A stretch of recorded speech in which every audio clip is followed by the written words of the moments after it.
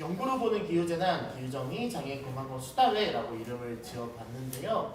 이제 오늘 이제 제 왼쪽에 계신 서울대학교 보건대학원 박사생, 박사 과정생 이제 박진아 연구원님을 모시고 함께 장애 유행에 따른 폭염에 의한 취약성 논문 결과를 발표하는 자리를 좀 가져보려고 합니다.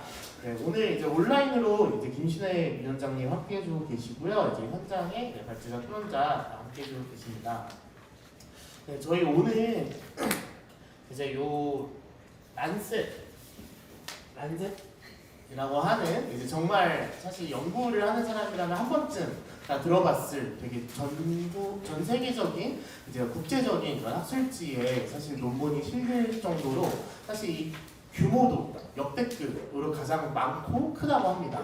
그런 연구가 장애인을 대상으로 그리고 장애인과 폭염의 영향을 대상으로 진행한 게 정말 유의미하다고 판단이 들어서 이렇게 오늘 함께 모시고 또 이렇게 장애계에 대표하시는 분들이라고 하면 너무 부담스러운가요? 함께 모시고 이렇게 행사를 꾸려봤는데요. 그다음에 순서대로 첫 번째로 이제 박진아 서울대학교 보건대학원 박사과정생의 발제를 먼저 듣고 그다음에 토론자분들의 말씀을 이어서 듣도록 하겠습니다.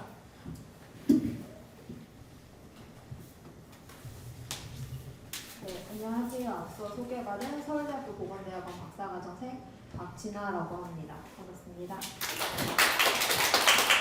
우선 너무 좋은 자리에, 뜻깊은 자리에 이런 기회를 마련해 주셔서 너무 감사드리고, 사실 제가 이 논문을 가지고 여러 군데에서 발표를 해봤는데 오늘이 제일 부담이 커요. 뭔가 이게 학술적으로 발표를 하는 것과 그 당사자분들 앞에서 제가 감히 이런 해석을 꺼내도 되나가 항상 굉장히 조심스럽고, 이 자리가 마련된 계기도 이런 연구가 나오고 주석 연구원님한테 이렇게 해서 그 장애인 공부를 계속 같이 해왔던 친구여서 이렇게 좋은 결과가 나왔다. 근데 이 내 논문 결과를 앞으로 계속 연구를 해 나갈 건데 어떻게 해석해야 하고 내가 연구자로서 이 연구 결과가 어떠한 방향으로 나아가야 될지 그 방향을 잘 못 잡겠다. 시작해야 되는 단계인데 너무 조심스럽다라는 이야기를 꺼낸 걸 계기로 아주 엄청난 추진력으로 이 자리를 마련해 주었고요. 그래서 연구 관련해서 제목에는 정신장애인의 폭염 노출에 따른 응급실을 경유한 입원 위험 분석이라고 적혀 있지만 제가 정신장애인에 속하는 자폐 스펙트럼 장애, 지적장애인, 정신장애인만으로도 연구를 수행한 것이 있고 신체장애인으로 분류가 되는 지체장애인, 시각청각장애인, 뇌병변 장애인 이렇게 4종을 대상으로 수행을 한 연구가 2편이 각각 있어서 그 결과들을 조금 포괄적으로 이러이러한 배경에서 연구를 수행하게 됐고 이러한 결과가 있었고 그래서 제가 이 연구 결과를 바탕으로 어떠한 고민점을 나누고 싶은지에 대한 순서로 말씀을 드리게 될 것 같습니다.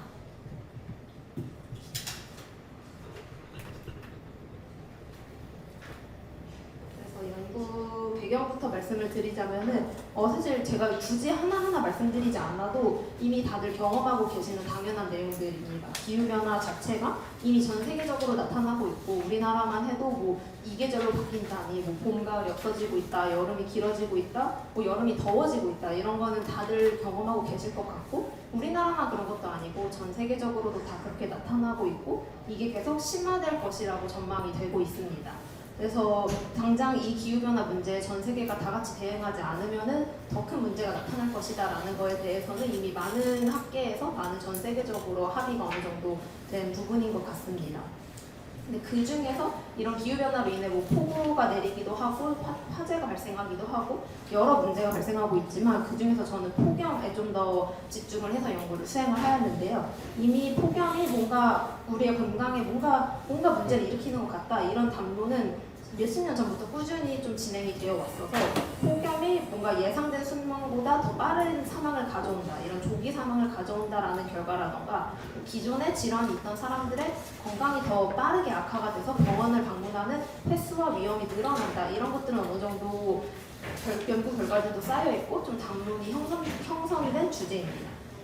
그리고 이건 비단 우리나라만 그런 것도 아니고 어느 나라 연구를 해도 비슷하게 폭염이 인간 건강에 뭔가 좀 안 좋은 영향을 주는 것 같아는 다른 나라에서도 비슷하게 결과가 나오고 있고 근데 여기서 사실 더 큰 문제는 모든 사람한테 똑같이 폭염이 위험해도 문제지만 그게 똑같지 않다는 게 사실 더 문제죠. 뭔가 폭염에 좀 더 취약한 사람들이 있고 에어컨을 빵빵하게 쓸 수 있는 사람들은 아무리 밖에 날씨가 더워져도 밖에 덥네? 괜찮아 난 시원하게 에어컨 틀고 있으면 돼 라고 한다면은 그렇게 건강이 위험하지 않겠지만, 그런 에어컨을 자유롭게 쓸 수 없는 저소득층이라던가 뭐 소수인종, 교육에서 박탈된 사람들이라던가 그런 사람들한테 이런 폭염 위험이 더 크다고 나타나고 있습니다.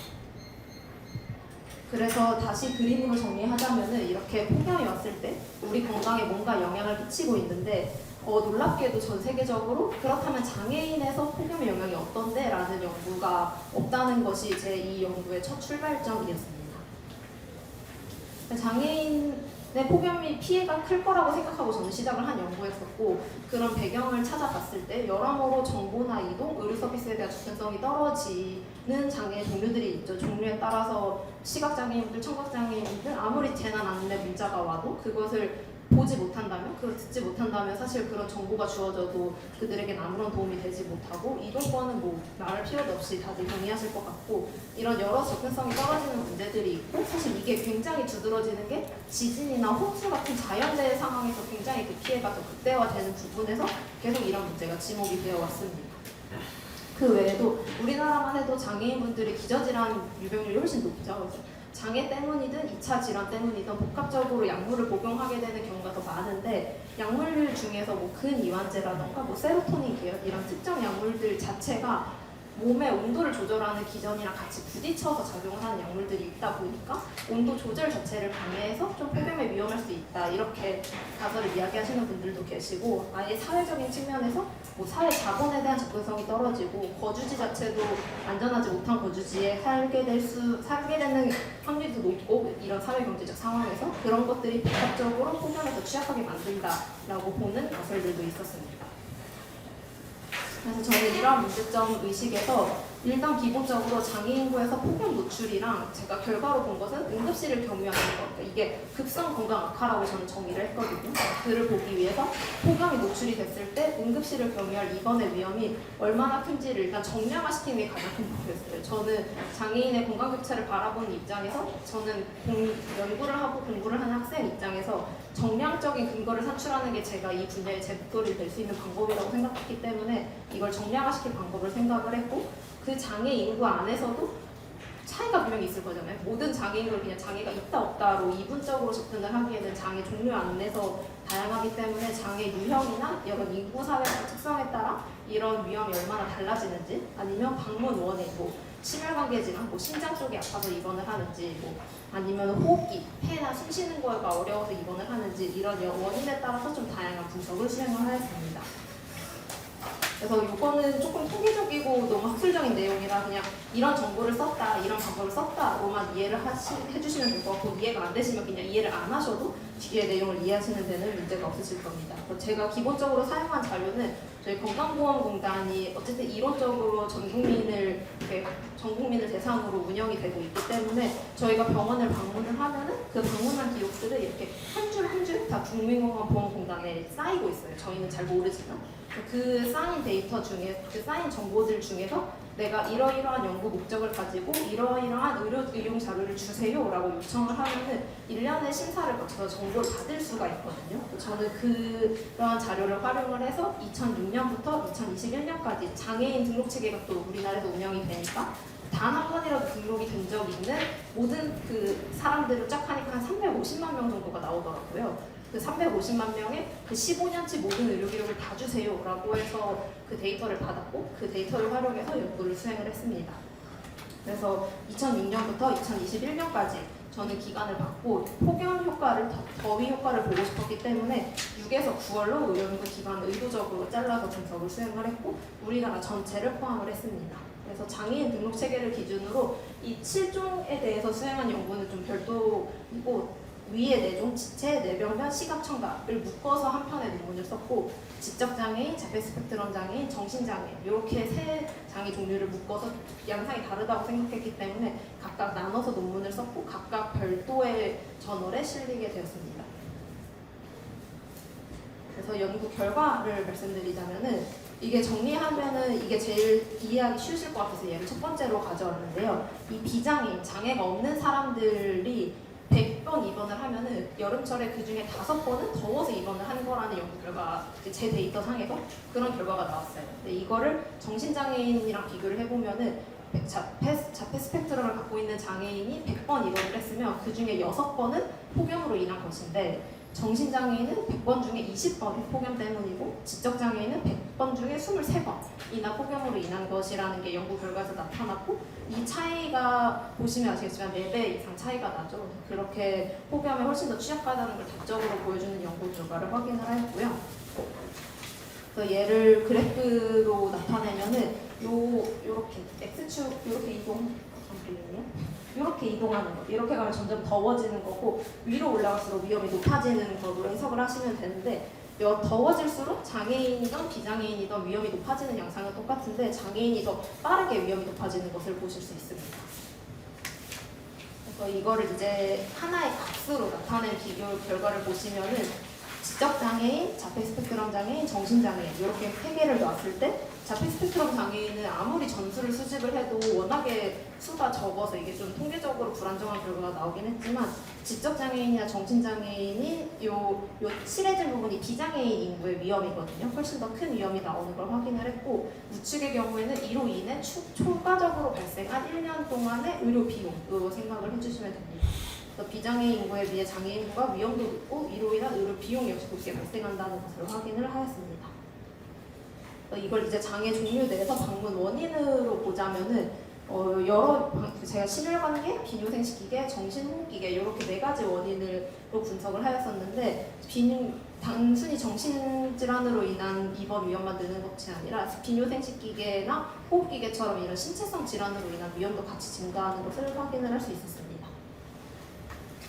이거를 그림이 굉장히 작아졌지만 조금 더 자세하게 성별에 따라서 연령에 따라서 이 사람들이 사는 곳이 도시인지 농촌인지 소득 수준이 어떤지에 따라서도 분석을 추가로 진행을 하였는데요. 보시면은 도시랑 농촌에서 농촌의 위험이 전반적으로 다 높은 것으로 나타났습니다. 그래서 이거는 제가 봤을 때는 농촌 자체가 사회적인 여러 기반 시설들이 부족한 곳이다 보니까 장애인구 집단에 있어서 그런 기반 시설이 더 적은 게 뭔가 어쨌든 안 좋은 작용을 하는 것으로 보이고요. 소득 수준 역시도 저소득층이 고소득보다 더 위험한 것으로 나타났고 이거는 전체 인구를 그냥 놓고 하던 아니면 장애 인구만을 놓고 하던 비슷한 양상으로 나타납니다. 소득 수준 자체가 워낙에 여러 사회 인자랑 얽혀 있고 뭐 주거 빈곤으로 이어질 수도 있고 경제활동 참여 기회 자체의 박탈을 나타내기도 하고 여러한 사회적 박탈을 나타내기 때문에 이런 것들이 좀 같이 작용한 결과이지 않을까 싶습니다. 그래서 제가 논의드리고 싶은 지점은 사실 신체장애인 결과도 비슷하게 나왔거든요. 제가 여기 넣는다는 게 자료가 좀 꼬였는데 신체장애인 같은 경우에는 경증장애인보다 중증장애인의 위험이 다 높게 나왔었고 특히 뇌병변 장애인분들이랑 지체장애인분들 위험이 조금 더 크게 나왔고 뇌병변 장애인분들이 굉장히 위험이 두드러지게 높게 나와서 그 부분을 조금 해석하는 게 제 주된 관심사였었고요.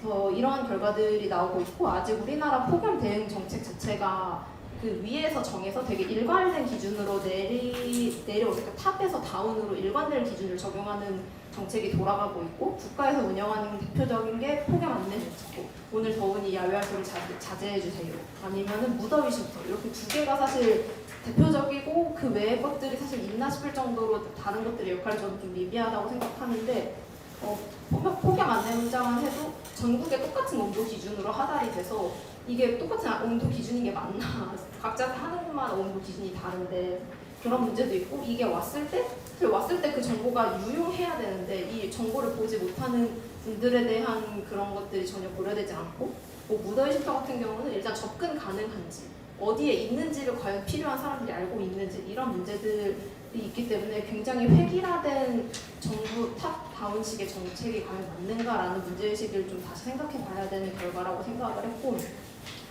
궁극적으로 제가 지금 이 연구에서 그치지 않고 뭐 열대야의 효과를 보는 연구도 지금 기획을 하고 있고 뭐 도시 농촌 간의 격차를 좀 깊게 살펴보는 연구라던가 좀 다양한 연구를 계속 이제 다음 단계로 나아가면서 저는 제 나름대로 양적인 근거를 계속 쌓아가려고 노력하고 있는데요. 사실 이 논문이 굉장히 좋은 국제학술지에 갈 수 있었던 이유가 전 세계적으로 없어요. 장애인을 대상으로 이런 기후변화 위험을 본 연구가 없고 이게 데이터 한계가 크다고 하더라고요. 다른 나라에서는 장애 유형을 공개하는 자료가 없다 보니까 저희 나라는 어떻게 이게 참 맞아 떨어져서 제가 연구를 수행할 수 있었는데 그러다 보니까 제가 나오는 이 연구 결과의 과학적 신뢰도는 제가 그냥 학술적인 힘으로 키우면 되는 건데 이 연구 결과로 그래서 너가 하고 싶은 말이 뭐야? 라고 누군가 묻는다면은 거기서 말문이 탁 막히더라고요. 그래서 그런 부분에서 여러분들의 의견을 굉장히 많이 듣고 싶었고, 그래서 장애인 환경대책이 앞으로 어떠한 목소리를 내야 할지, 아니면 적어도 제 연구 결과는 그래서 어떠한 일관된 목소리와 목적 의식을 가져야 될지에 대한 고민이 계속 있고, 그리고 이 논문이 굉장히 높게 평가받을 수 있었던 이유는 장애 유형을 고려했다는 지점이었거든요. 그래서 단순히 장애가 있다 없다로 되지 않는 그 장애 안에서의 다양성을 고려한 것이 굉장히 높게 평가를 받았고, 저 역시도 그 부분이 고려되어야 할 지점이라고 생각을 하는데, 이 환경정책, 장애인 환경도 굉장히 배제받는 사실 곳이잖아요. 장애인이 있는지도 배제받는 나라에서 장애인이 폭염에 취약해는 더 무시를 당하는 상황에서 그 안에서 여러 장애 종류를 고려해야 되는 더더욱 귀그레지지 않을 텐데, 그 다양성을 어떻게 고려하는 방향으로 이야기를 해야 할지에 대한 고민도 있었고, 그래서 현재 이런 획일화된 폭염 대응 정책이 어떻게 이러한 이구 집단의 다양성, 비단 장애인뿐만 아니라고 거주 형태의 다양성, 아니면 여러 다양성이 있는 사회에서 이 다양성을 어떻게 고려해 나가야 할지에 대한 고민이 계속 있고 이야기를 나누고 싶은 지점입니다.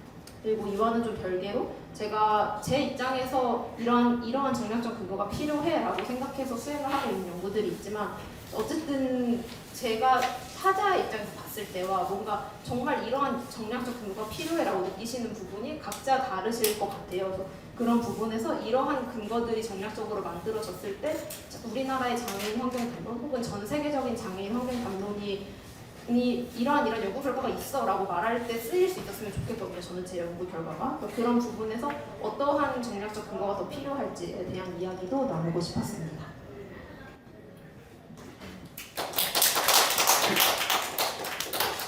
네, 감사합니다. 사실 들으면서 되게 생각이 많이 나는 것 같아요. 사실 2020년도에 이제 코로나가 닥치게 되고 이제 국적 기후 위기에 대한 담론들이 논의돼 있었고, 사실 그 배경에는 이제 19년도부터 기후 위기 비서행동이 19년도 맞나요? 그때부터 이제 기후 행진을 이제 대중들이 모여서 시민사회들이 모여서 하기 시작했고, 그 이후로부터 이제 뭐 IPCC 보고서 맞나요? 6차 보고서에서 이제 1.5도를 얘기하기 시작하고, 이런 것들이 이제 기후위기에 대한 논의가 계속 이루어지는데, 사실 장애인의 입장에서 이 기후위기에 대한 본격적인 논의는 어떻게 보면 2022년 발달장애인 일가족들이 이제 폭우에 의해서 사망하게 되면서 이제 그때부터 불평등이 재난이다 라고 하는 목소리들을 좀 내왔던 기억들이 좀 나는 것 같습니다.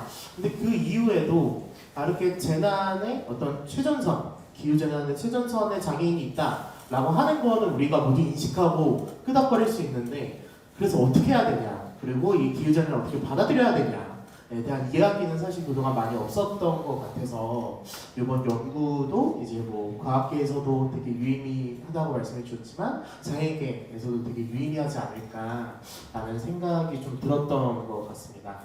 네, 그 다음 번째로는 좀 이 연구를 그렇게 궁금해하는 이제 장애 당사자의 입장에서 어떻게 해석할 수 있을까라는 고민을 좀 제가 이제 유진우 전국장애인 차별철폐연대 활동가님께 좀 요청을 드렸어요. 그래서 오늘 이렇게 발제문을 함께 써주셨는데, 요새 맨날 재판 다니시라 바쁘실 텐데 이렇게 발제문을 써주셔서 감사하다는 말씀 드리고 싶고요. 네, 발제해 주시면 감사할 것 같습니다. 네, 안녕하세요. 저는 적극장애 차별철폐연대 활동하는 유진우입니다. 네, 일단 발제문을 읽으면서 진행하겠습니다. 네, 연구를 보는 기후재난, 기후정의 하고 장애인 공화권 수다 토론회로 요청이 왔을 때 어떤 말을 해야 할지, 무슨 메시지를 던져야 할지 고민을 많이 했어요. 서울대학교 보건대학원 박준호 선생님께서 장애인이 폭염 노출에 취약하는 주제로 연구한 논문의 발제문을 읽고 저는 제 이야기를 하면 될 것 같다는 생각했습니다. 코로나19 감염 경험, 폭염 시 장애인이 대피할 수 있는 환경, 화석연료로 다니는 버스 말고 최근 들어 보급된 전기버스의 편리함 정도를 이야기하고자 합니다. 네, 더 넘어가면요. 코로나19 사망자에서 3명 중 1명은 장애인이라고 소개가 나왔어요. 이 사실을 이 자리에 계신 분들이라면 한 번쯤은 들어보실 수 있을 것 같아요. 네, 청도 대남병원 정신병동에서 첫 사망자가 나왔습니다. 코로나19 첫 사망자는 장애인이란 말이죠. 집단 감염이 있었을 때 정부 차원에서는 코호스트 격리 말고는 감염에 대한 지원을 하지 않았습니다. 네, 긴급 탈시라는 것도 발의가 되었지만 그것도 제대로 이루어지지 않았고요. 이 결과로 코로나 사망자에서 3명 중 1명은 장애인이라는 거라고 밝혀졌습니다. 네, 저 또한 코로나19 감염되어서 2주간 격리되었었는데요. 혼자서 집에 있을 수 없고 지원이 필요하니 병원에 입원해달라는 저희 일종의 보건소는 병실이 없다는 이유로 방치를 했습니다. 네, 병실이 없어졌는 이유는 전국에 장애인 병실 코로나19로 감염됐을 때 갈 수 있는 장애인 전용 병실이 그 강북구에 있는 국립재활 말고는 없었습니다. 그것도 12시밖에 없었고요. 그래서 근데 장애인은 감염병에 더 취약하다는 수밖에 없는 상식 체일성 당사자인데도 불구하고 정부는 장애인에 대한 지원 체계를 코로나가 끝날 때까지 지금도 마련하지 못했습니다. 이것은 장애인에게 코로나에 감염되라는 말밖에 되지 않았습니다. 그래서 저는 아무런 지원 받지 못한 채 주로 고비를 묵다 넘기면서 격리를 당했습니다. 뭐 방치였다고 보면 될 것 같아요. 장애인에 대한 지원 체계를 마련하고 수년째 말하고 있지만 장애인이 죽든 말든 지원 체계 가이드라인을 만들지 않고 있습니다. 이러한 현실에서 장애인은 감염병에 더 취약할 수 있는 상황을 마주하고 있습니다.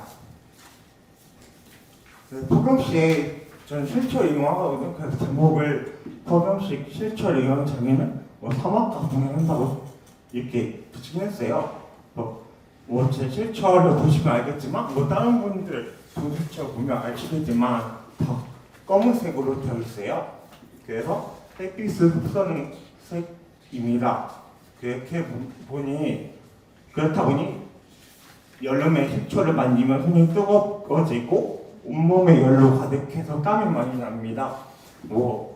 누구는 화상도 입었다고 하더라고요. 식초에 손 대니까. 그래서 해가 거듭될수록 지구의 온도가 올라가고 있는 게 가장 사실 있잖아요. 그와 동시에 제 식초 온도도 올라가고 있습니다. 박기상 선생님의 연구자를 보면 우리나라의 폭염 대응책은 대상 문자 발송, 취약계층에게 폭염 키트 제공, 그리고 모던 히터를 운영하는 정도에 그친다고 방금도 말씀하셨잖아요. 근데 일단 문자의 한계성은 손을 잘 펴지 못하는 장애인은 바로 확인하지 못하고 읽지 못합니다. 저도 지금 때와도 손이 늘어서 잘 읽지 못해서 그때 상황 파악이 안 되고 그렇다 보니까 그 재난에 바로 마주할 수밖에 없는 상황이 생기고요. 이에 폭염인지 아닌지를 확인할 수 없습니다. 확인한다 하더라도 어디로 대피해야 할지 모릅니다. 실처한 장애인이 갈 수 있는 무대 쉼터가 과연 몇 군데나 될까요? 그리고 시각장애인 점자 물력이 있는 곳이 몇 군데가 되며 달자장애인이 갈 수 있는 곳 시험차로가 몇이나 될까 궁금하게 합니다. 또한 무더위 쉼터 위치를 정확히 확인할 수 없습니다. 이에 장애인은 폭염일 때 집에 있을 수밖에 없는 상식입니다. 이것은 장애인은 사회생활에 제약을 주는 것이라고 생각합니다. 정부가 하는 폭염 대응책은 장애인을 집에 맡게 하는 정책일 뿐이라고 생각합니다. 그래서 화석연료 버스 말고 전기버스를 내놔라라고 했는데요. 장애인이 탈 수 있는 버스는 아시다시피 저당 버스입니다. 저당 저는 버스 안 타고 지하철을 많이 이용하는데요. 일단 저속버스 도입률은 전국의 30% 수준이고, 버스를 이용하려면 리포트가 내려가는 시간, 기사 의자로 접어드는 시간, 그 밖에 다른 사람에게 전시되는 느낌도 싫은데, 더 싫은 건 사람들이 따가운 눈초리라고 생각이 들어요. 왜냐하면 이 대한민국 사회에서 빨리란 문화가 빨리 되고 있는데, 장애인 속도는 느릴 수밖에 없는데 그걸 눈치를 주고 하지 못하는 게 있어요. 근데 오래된 버스는 실초석이 접이의자가 있습니다. 보통 의자가 펼쳐져 있는데요. 만약에 기사가 의자를 접어주지 않는다면 제가 혼자서 의자를 접어야 합니다. 하지만 요즘 난 전기 좌석 버스는 접이 의자 말고 왼쪽 좌석에 실조석으로 해놨습니다. 이러한 실초를 탄 장애인이 기사가 리프트만 내려준다면 손쉽게 버스를 탈 수 있습니다. 뿐만 아니라 화석연료를 태울 때 나오는 대기오염 물질을 전기버스에 바뀐다면 기회도 좋다고 생각하고요. 물론 기업에서 1년에 내뿜는 대기오염 물질을 전기버스에 바꾼다고 하더라도 좋아지지 않게 생각했지만 그래도 어느 정도 먼저 줄여간다면 기후위기 사회적 산업 실천으로 전략할 수 있지 않을까 싶습니다. 네, 그래서 기후소 장애인은 어떻게 잘 살아갈 수 있을까? 재난 앞에서 장애인은 어떻게 하면 죽지 않고 살아갈 수 있을까? 그건 아마도 정부 차원에서 가이드라인이 많은 공공의료 질환과 더불어 장애인이 운동이 하면 엑서사이즈입니다. 엑서사이즈 운동할 수 있는 시설을 만드는 게 지역마다 있는 게 중요하지 않을까 하는 생각이 듭니다. 위에서는 다르지 않았지만 나이가 들어가면서 모두가 아파집니다. 이것은 기정사실인데요. 그렇다면 아프지 않고 건강하게 살아가면 어떻게 할 수 있을지 생각해봐야 합니다. 다들 운동이라고 생각하실 겁니다. 하지만 대한민국에서 장애인은 운동하지 못합니다. 시설이 없어서, 장애인에게 맞는 운동법이 없어서 등 다양한 이유로 비장애인들이 집 앞 헬스장에서 운동을 하지만 비장애인은 하지만 장애인은 운동하지 못합니다. 장애인과 기후정이 장애인과 장애인의 건강과는 동일하다고 생각합니다. 기후위기소 기후정의를 외칠 때 장애인의 삶은 어떻게 보장되어야 하는지, 그리고 모두들 건강이 최고라는 많은 시대에 장애인의 공권은 어떻게 보장되어야 하는지에 대해서 이제 시작인 것 같습니다. 이제 논의를 조금씩 해야 될 것 같습니다. 네, 감사합니다. 사실 저는 이 사막과 동해안가 이 표현이 너무 좋은 것 같더라고요. 이게 정말 당사자로서 할 수 있는 표현이 아닐까 하는 생각이 들고, 그게 이게 표저가 법적으로 검은색인 건가? 약간 그런 생각도 좀 드는데, 약간 그 재난 문자 얘기하면 그 생각이 나는 것 같아요. 코로나 때 이제 부쩍 재난 문자가 많이 보급화되고 많이 알려졌는데, 어느 날 갑자기 전장현 시위 때문에 지하철 지연되고 있다는 게 재난 문자로 이렇게 와가지고 초창기에 저희가 우리가 드디어 재난급이 되는구나 뭐 이런 생각이 들었던 것 같은데, 이런 제도들이 처음에 설계했던 것과 다르게 점차 악용이 되고 점차 뭔가 사람들이 재난 문자를 알림을 당연하게 끄게 되는 이런 사회를 만들고 있는 게 아닌가 그런 생각도 드는 것 같고요. 저는 그 노들대학 학생분 중에 김선신 씨라고 이제 탈설 장애인이기도 하면서 이제 노들 장애인 야학 여기 2층에 있는 학생이시기도 합니다. 이분은 이제 최중증 와상 장애인이시기도 한데요. 이제 예전에 2008년 정도쯤에 이제 폭염이 왔을 때 활동 지원 서비스 시간이 24시간이 안 돼서 밤에 너무 더워서 선풍기를 켜고 싶었는데 이분이 이제 와상 장애인인데 활동 지원사가 없다 보니까 밤을 너무 힘겹게 보냈고 이를 계기로 활동 지원 서비스를 늘려라 라고 하는 투쟁을 전개했다라는 얘기도 사실 오늘 행사 준비하면서 좀 들었었는데요. 좀 이렇게 장애인 당사자들이 겪는 폭염의 현장은 좀 다른 의미들이 좀 있지 않나 라는 생각이 좀 드는 것 같습니다. 네, 다음 발제로는 저희 오늘 이제 공동주최단이 보시면 갑자기 이 단체 뭐지? 라고 하실 수도 있는데 이제 전국 장애 건강권 연대라는 이름을 대부분 처음 들어보셨을 것 같아요. 이제 저희 전장현에서 이 건강권 의제를 그동안 전국장애인차별철폐연대 안에 건강권위원회라고 하는 이제 자문기구처럼 운영을 해왔었는데요. 이제 별도의 어떤 단체로서 거듭날 수 있도록 그래서 장애인 건강권을 이제 의료 전문가들뿐만이 아니라 장애인 부모와 장애인 당사자 중심의 논의를 함께 평등하게 해갈 수 있는 공간 단체를 별도로 만들려고 준비를 하고 있습니다. 그래서 9월달에 이제 출범 예정이 있고요. 여기 이제 준비위원장이시면서 이제 부모연대에서도 활동하고 계시고 그리고 혹시 예전에 울산에서 불이 났다라고 하는 거 혹시 들어보신 적 있으실까요? 그때 울진 맞아요. 울진 이번 울진이시죠. 죄송합니다. 이제 울진에서 그렇게 이제 원자력 발전소 근처까지 불이 나서 전국에 보도가 났었던 적이 있는데요. 이때 여기 계셨던 분입니다. 그래서 이때 당시에 장애인의 부모로서 그리고 이제 장애인단체 활동가로서 어떤 일들이 있었고 어떤 생각들을 하게 됐는지 오늘 좀 얘기를 해주실 수 있을 것 같아서요. 혹시 위원장님 지금 발제 가능하실까요? 네, 안녕하세요. 김신혜라고 합니다. 저는 지금 이제 포항에서 회사에서 준무를 하고 있습니다.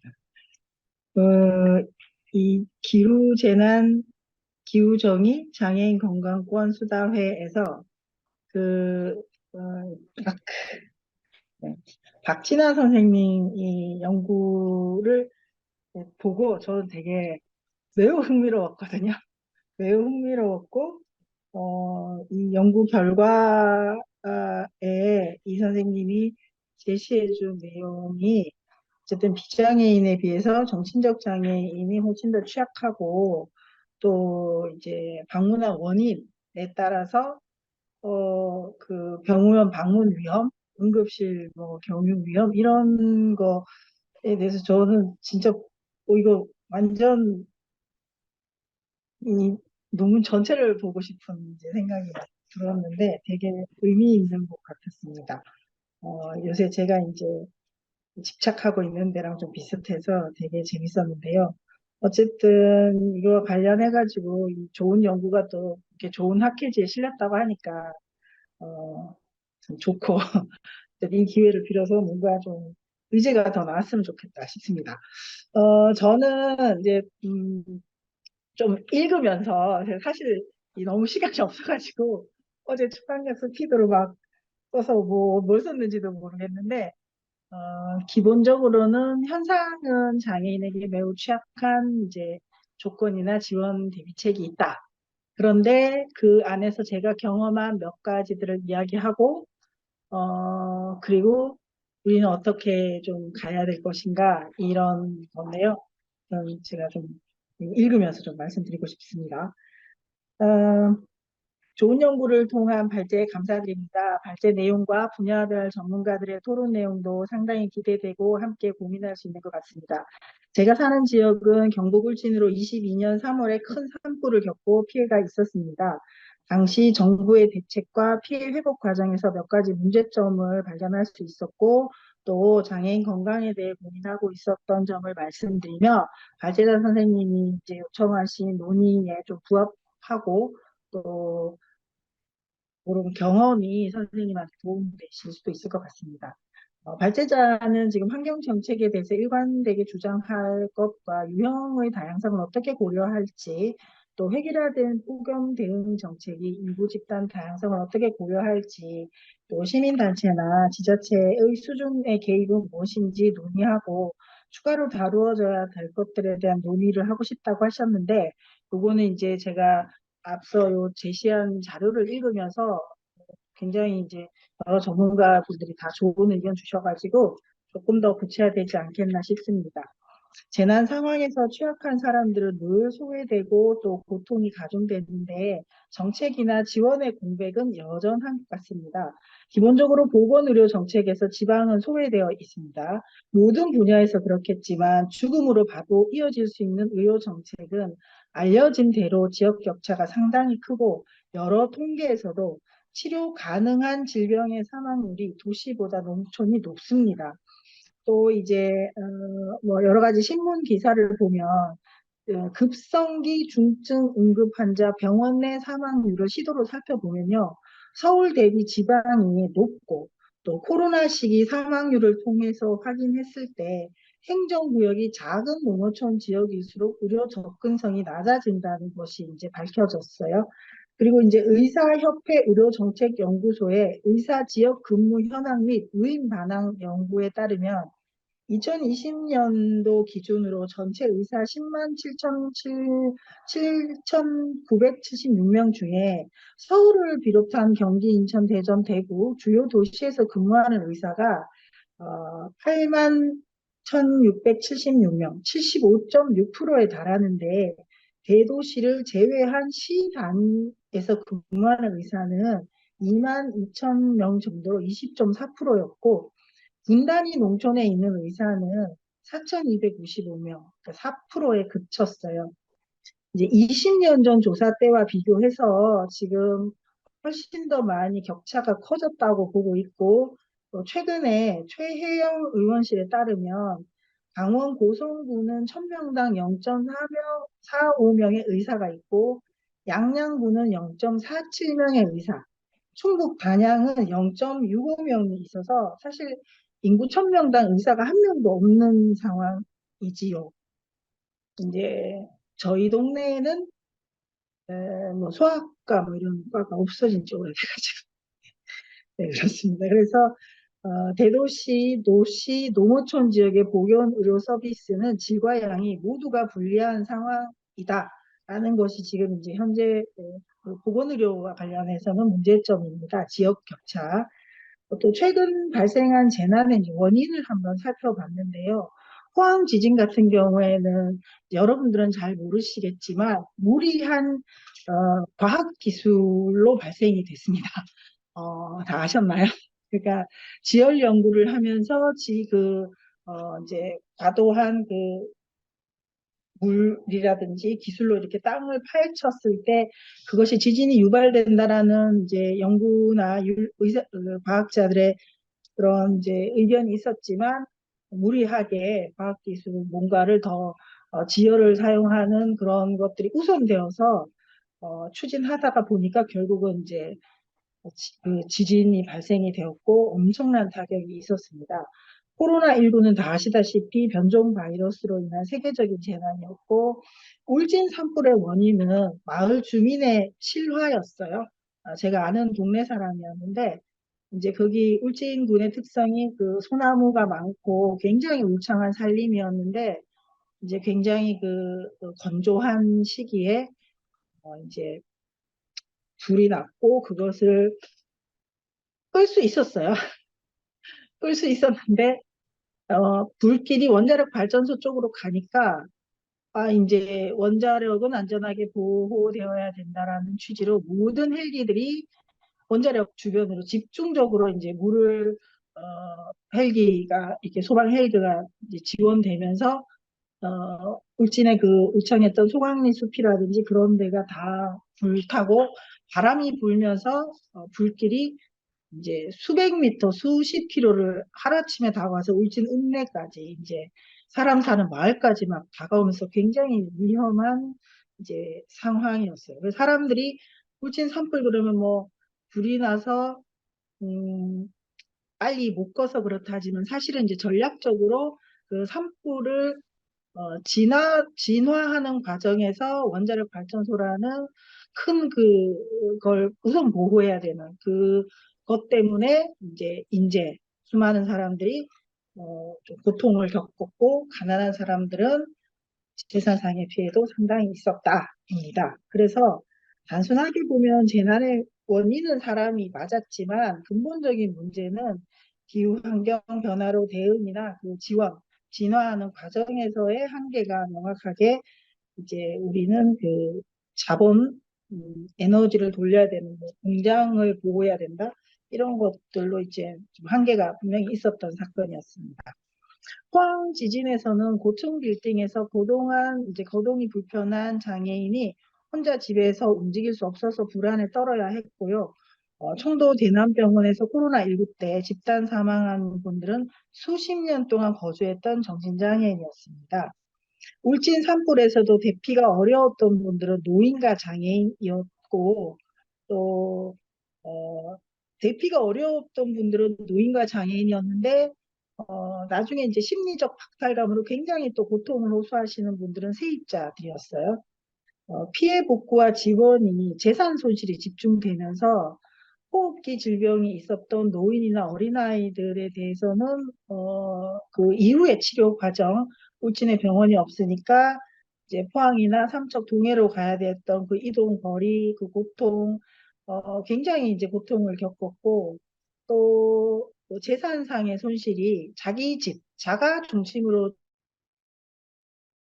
그래서 그게 무슨 의미냐면 도시 분들은 잘 이해를 못 하실 건데 저희는 이제 집값이 싸지 않습니까? 그래서 농촌에 있는 작은 집을 하나 빌리면 월세를 뭐 1년에 200만 원 주고 빌린다 그러면 그 집을 둘러싼 논, 밭, 뭐 집을 소소하게 꾸민다든가 모든 이제 정성과 에너지를 들이고 도시처럼 이사를 자주 가는 게 아니잖아요.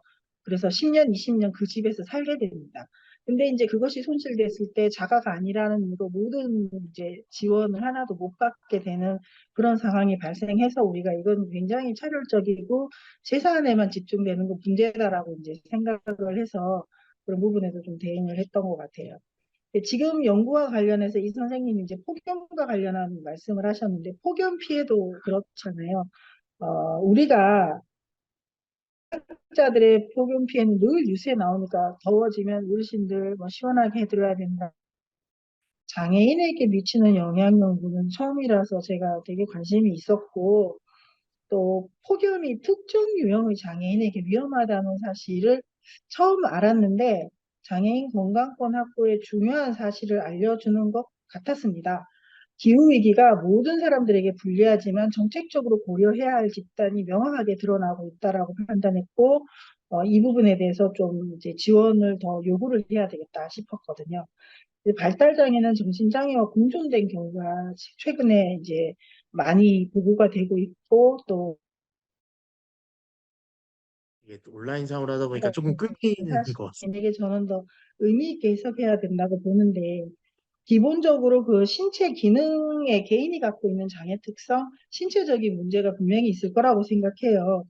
이제 뇌의 시상하부 손상이 있을 때는 체온 조절이 안 되기 때문에 더위에 더 취약하게 되는 거는 분명한 거고 또 정신장애 약이나 신경계 약물 중에 땀이 나지 않거나 수분 손실이 큰 약들이 있어요. 그래서 수분을 계속 보충해줘야 되는 약물들이 있는데 그런 거를 먹을 경우에는 당연히 여름에 조절해주지 않으면 위험해지겠죠.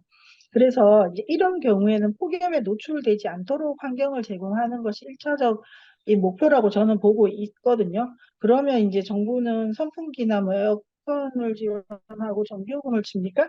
이제 그런 그 에너지 평등 정책이라는 뭐 이런 거를 채택하고 있긴 한데 네, 이것이 일률적으로 접근되기 때문에 좀 문제가 있을 것 같다 싶습니다. 저의 딸은 이제 시상하부 손상이 있어서 체온 조절이 안 되어서 열이 한번 올랐는데 힘들어요. 그래서 저희 집은 이제 겨울철에 도시가 아니고 농촌이거든요. 그래서 도시가스가 없어요. 그래서 LPG 가스 이렇게 쓰는 걸 쓰는데 저희 집 겨울철 내내 한 달에 가스 요금이 100만 원 나오거든요. 도시 분들은 상상을 못 하실 건데 10만 원, 20만 원 나와도 비싸다는데 저희는 우리 딸의 체온 유지를 위해서 늘 그렇게 온도를 일상적으로 유지해야 되고 여름에는 저희가 집을 지을 때 처음부터 이 중앙 집중식 에어컨을 설치했어요. 이제 체온이 한번 올라가면 떨어지지 않으니까. 근데 이제 저희 같은 경우에는 딸의 그런 환경을 맞추기 위해서 이제 준비를 한 거죠. 그렇지만 우리가 만나는 대부분의 장애인분들은 이제 그런 그 집을 꾸민다거나 100만 원씩 내면서 저는 온도를 유지할 수 없을 거라고 보아요. 그런 부분에 대해서 우리가 이제 어떻게 지원할 거냐 이런 고민도 필요하다. 이제 저는 경험적으로 우리 딸의 몸을 보고 그랬고 또 이 연구의 그 결과에서 지적장애인이 훨씬 더 응급실을 거치고 병원에 폭염에 갔다 했을 때 그 지적장애인의 연령대라든지 뭐 농어촌 지역에 취약한 사람들이 분명히 있을 건데 그 원인도 좀 더 분석해야 저는 이분들에게 어떻게 그거를 빨리 우리가 캐치할 거냐라는 문제점이 같이 나오기 때문에 그 논문 되게 좀 잘 읽고 싶은 생각이 들었습니다, 일단. 그래서 울진 산불의 경우에도 피해 주민의 임시거주지, 생필품, 지금 보상에 초점이 맞춰질 뿐 지역민의 건강에 대한 부분이 거론되지 않았고요. 산불 기간 동안 3주 동안 그 검은 재가 하루 종일 깜깜하게 이렇게 매캐했고 굉장히 기침이 나고 힘들었어요. 산불이 진화되고 저희 남편이 갑자기 귀가 안 들려가지고 굉장히 고통을 당하다가 저희가 이제 포항에 병원에 갔더니 의사가 하는 말이 최근에 뭐 기관지가 이렇게 나빠진 일이 있어요. 그래서 산불 났었다. 그러니까 그래서 이 기관지 때문에 목, 피 이게 다 영향을 미쳐서 상당히 염증이 심하다 해서 이제 진료를 받았거든요. 근데 이제 지금 이런 것들은 나오지가 않는 거예요. 전부 다 그냥 돈의 보상이 되어 있고 개인의 건강, 특히 이제 이 취약했던 호흡기 질환 사람들에 대해서는 전혀 이런 거에 대해서는 뭐 이슈가 되지도 않았습니다. 우리는 그런 거 생각도 못하는 거죠. 그래서 우리는 재난에 대한 대책이 결국 개인에게 재산상의 손실을 보상해주는 차원으로 끝나고 인간에 대한 건강, 소중한 추억 이런 것들은 중요하게 생각하지 않는다는 걸 우리 울진 사람들이 알았다요. 그래서 이제 이 연구처럼 폭염으로 정신적 장애인의 위험도가 높은 것으로 확인되었으면 기본적으로 특정 유형에 대한 구체적인 저는 지원 방안이 필요하다고 봅니다. 저희 딸처럼 엄마 아빠가 굉장히 애살스럽게 챙기지 않으면 어떻게 그 난방을 하고 여름에 시원하게 만들겠어요? 특히 농어촌 지역에는 도시가스가 없으니까요. 그래서 이제 코로나 시기도 그렇게 우리 전장현에서 대응책을 만들어 달라 했지만 만들어주지 않았죠. 저의 딸도 코로나 감염으로 고통받았는데 그 매뉴얼에 열이 나는 뭐 호흡기 질환이 증상이 있어야 된다 했는데 저희는 호흡기 증상은 없고 계속 이게 설사를 하는 증상이고 구토를 하는 증상이어서 입원이 안 됐어요. 그래서 결국은 제가 이제 저희 딸을 병원 차에 운전해서 병원 응급실을 들이받고 잡혀갈 각오로 들이받고 애를 살린다고 과격하게 해서 입원이 됐었어요. 그때 코로나로 입원이 되는 게 아니고 구토와 설사 전해질 이상으로 입원이 되는 그런 상황이었는데 어쨌든 이제 더 놀라운 것은 링게를 맞고 탈수에서 벗어나서 상입니다. 아주 잡혀가는 데 적절한 규모의 주택, 일상생활을 지원하고 인력의 좋은 돌봄을 우선 떠올리는데요. 사람이 어울려 살아야 할 존재로 주거지의 안전한 쾌적한 공간 그렇지 않지 않습니까? 이런 거를 해서 저는 기본적인 도시의 쾌적함을 만들어내고 사람들이 정서적으로 안정이 되었을 때 타인의 고통에 좀 더 들여다볼 수 있는 여유가 생긴다고 봐요. 그래서 저는 도시가 좀 쾌적하고 이렇게 나무가 있고 이런 데가 필요하다고 생각하는데 도시의 길들은 공원을 만들잖아요. 오히려 농촌에 오면 읍내 면소재지가 나무가 없어요. 다 싹 다 베었고 없어요. 조금 촌으로 들어가야 산이 있거든요. 그래서 그런 것들에 대한 농어촌 지역의 현실도 좀 들여다볼 필요가 있다. 이렇게 생각하고 어쨌든 이제 제가 경험한 바를 분석하면 폭염이라는 이런 상황과 지역이라는 특수성이 한정해서 이런 취약한 사람, 특히 정신장애 쪽의 사람들에게 유형별 지원, 맞춤형 지원이 필수적이다. 이와 관련해서 조금 자료를 보니까 질병관리청 만성질환관리국에서 이미 획일적인 보건사업 수행을 지향하고 지역이 고유한 건강 맞춤형 대응을 해야 된다고 결과를 냈더라고요. 이와 관련해서도 저희가 이런 이제 주장을 해야 될 것 같고 또 저희가 이제 건강권위원회에서 이제 늘 말하지만 이 맞춤식 고려 특성에 대한 지원이 필요할 때 저는 주치 제도가 아주 중요한 어떤 작용을 할 수 있을 거라고 보고 이 사람의 특성, 그런 약물이나 장애 특성, 개인의 건강 특성에 맞춰서 주치의가 좀 보완하고 그런 거 적인 이제 될 거라고 보고 있습니다. 뭐 하여튼 차원적인 고려를 하자 이 말입니다. 감사합니다. 인터넷 연결이 좀 불안정해서 중간에 조금씩 끊기긴 했었는데요. 이제 전반적인 내용들이 다 요 발제 자료집에 혹시 담겨 있어서 큰 문제는 없었던 것 같습니다. 위원장님께서 사실 굉장히 이제 발제도 다차원적인 이제 발제를 해주셨던 것 같은데요. 거기 회사가 경상북도 장애인 권익옹호기관이죠. 약간 평범한 회사인 것처럼 말씀하시길래 약간 들으면서 맞습니다. 사실 이 주치라는 것도 사실은 이제 집에 방문해서 이 사람이 어디가 아픈지 맞춰서 진료만 하는 게 아니라 사실 노인 환경을 보고 거기에 맞게 필요한 복지 자원이 있으면 구청에 얘기해서 연계해주고 보건소에 얘기해서 연계해주고 이런 지역사회에서 자원들을 엮어내는 관계적인 역할을 해야 되는데 우리나라에서는 사실 그냥 의료 행위에만 매몰되어서 어디가 아픈지만 보는 이런 것들이 물론 장애인 주치의는 그마저도 잘 안 되고 있지만 네, 그런 것들이 이 한국 사회가 이 사람의 노인 전반적인 어떤 맥락에 대한 고려 없이 결국 어떠한 목적, 어떠한 딱 하나의 어떠한 뭐 특성만 바라보고 하는 것이 아닌가 좀 이런 안타까움도 좀 들었던 것 같습니다. 이 연구가 이제 국제적으로 또 유명한 연구가 되었다고 하길래 이제 그러면 해외계에서는 어떤 논의가 되고 있는지 좀 궁금해지더라고요. 그래서 이제 한국장애 포럼이라고 이제 보통 전장현의 외교부라고 부르는 곳인데 이제 최한별 사무국장님 모시고 다음 발제 한번 들어보도록 하겠습니다. 네, 안녕하세요. 소개받은 한국장애포럼의 최한별이라고 하고요. 사실은 지금 앞서서 뭐 해외 동향에 대해서 말할 것처럼 소개해 주셨는데 사실 그냥 그것을 빙자하여 제 얘기를 좀 하고 싶어서 나왔습니다.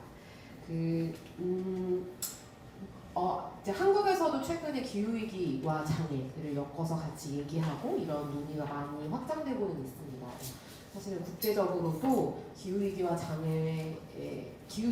장애인에게 더 불균등하고 불평등하고 부정의하게 영향을 미친다라는 점에 대해서는 많이 이야기가 나오고 있습니다. 그런데 사실은 해외 자료들이나 이런 논의들 흐름들을 봤을 때에는 대부분이 기후위기에 따른 어떤 재난 상황, 뭐 폭우로 인해서 홍수가 발생한다던가 가뭄이 극심하다던가 지진이 발생했다던가 이랬을 때에 그 재난 상황에서 장애인 당사자가 대피하거나 이주해야 하거나 뭐 긴급하게 지원 조력을 받아야 할 때 뭐 접근성이 떨어진다던가 뭐 이런 논의들 중심으로 많이 되는 것 같습니다. 그래서 그런 사고를 당했을 때 장애인이 많이 영향을 받기 때문에 장애인이 어떤 테이블에서 논의에 참여할 수 있어야 된다라는 식으로 이제 논의 구조가 많이 가는 것 같은데요.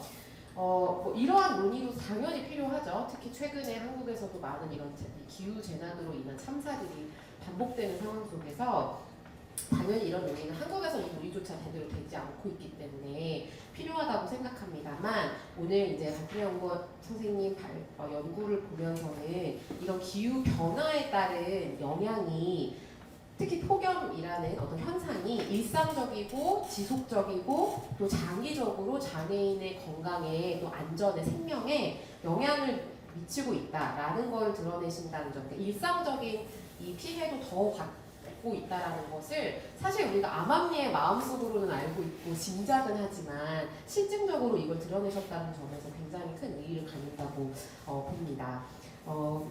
그래서 이제 특히 장애인구 내에서도 이러한 영향이 상이하게 나타난다. 어떤 지역에 거주하는지, 또 어떤 연령대에 있는지, 어떤 장애를 갖고 있는지에 따라서 어떤 영향도 다르게 나타나고 좀 더 의료비도 많이 지출되고 이런 영향들을 나타내주고 계셨는데요. 이런 거는 사회에서 뭐 그냥 장애를 뭉뚱그려서 집단화하는 게 아니라 그 안에서도 우리 사회가 어떤 차별의 지형을 보여준다고 할까요? 이 차별이 좀 더 깊게 패여 있는 곳이나 더 넓게 확장되어 있는 곳들, 이런 차별의 지형을 좀 더 들여다볼 수 있게 해주신다는 점에서도 저는 굉장히 의미가 있다고 생각했습니다.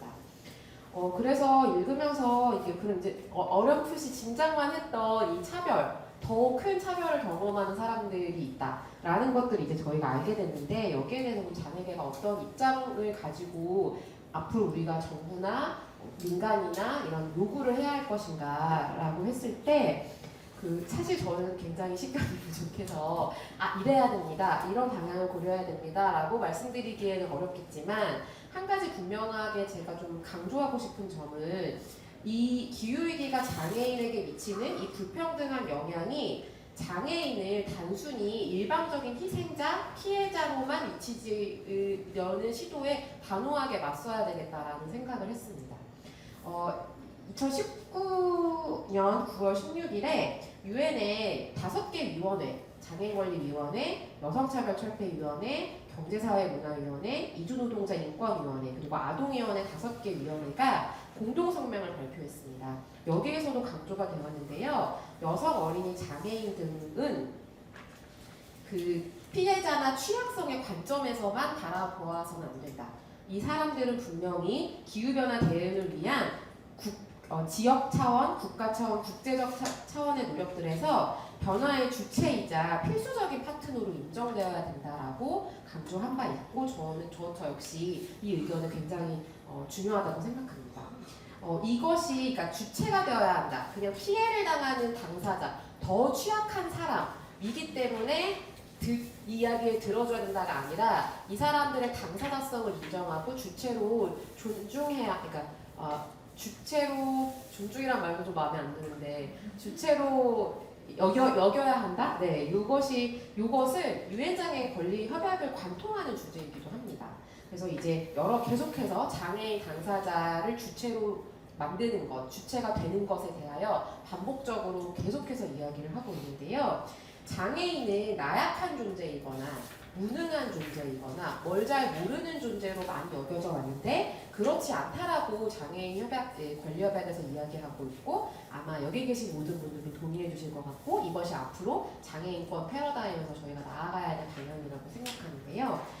그래서 장애인은 스스로 결정하고 말하는 존재로 반드시 여겨져야 한다고 생각하고요. 기후위기 역시 우리가 이제 장애인 당사자에게 미치는 불균형한 영향을 많이 이야기하면서, 장애가 있으니까, 이 사람은 원래 약하니까, 이 사람은 뭐 본래 취약하니까, 이것이 이 당사자의 어떤 장애를 가진 당사자에게서 나오는 것이 아니라 오히려 이 불균형한 이 푹푹 패여 있는 사회의 차별적인 이 지형 속에서 지형에 위치지어져 있기 때문에 이 사람들이 더더욱 당사자가 되어야 한다라고 만드는 이 것이어야 한다고 생각합니다. 그래서 보호라는 단어에 저희가 굉장히 치를 떨잖아요. 보호라는 말로 우리 가두지 말라고 저희가 늘 이야기하는데, 사실은 보호라는 단어 그 자체가 문제라기보다는 이게 우리 사회에서 사용될 때 굉장히 차별적으로 사용되고 있기 때문이라고 생각합니다.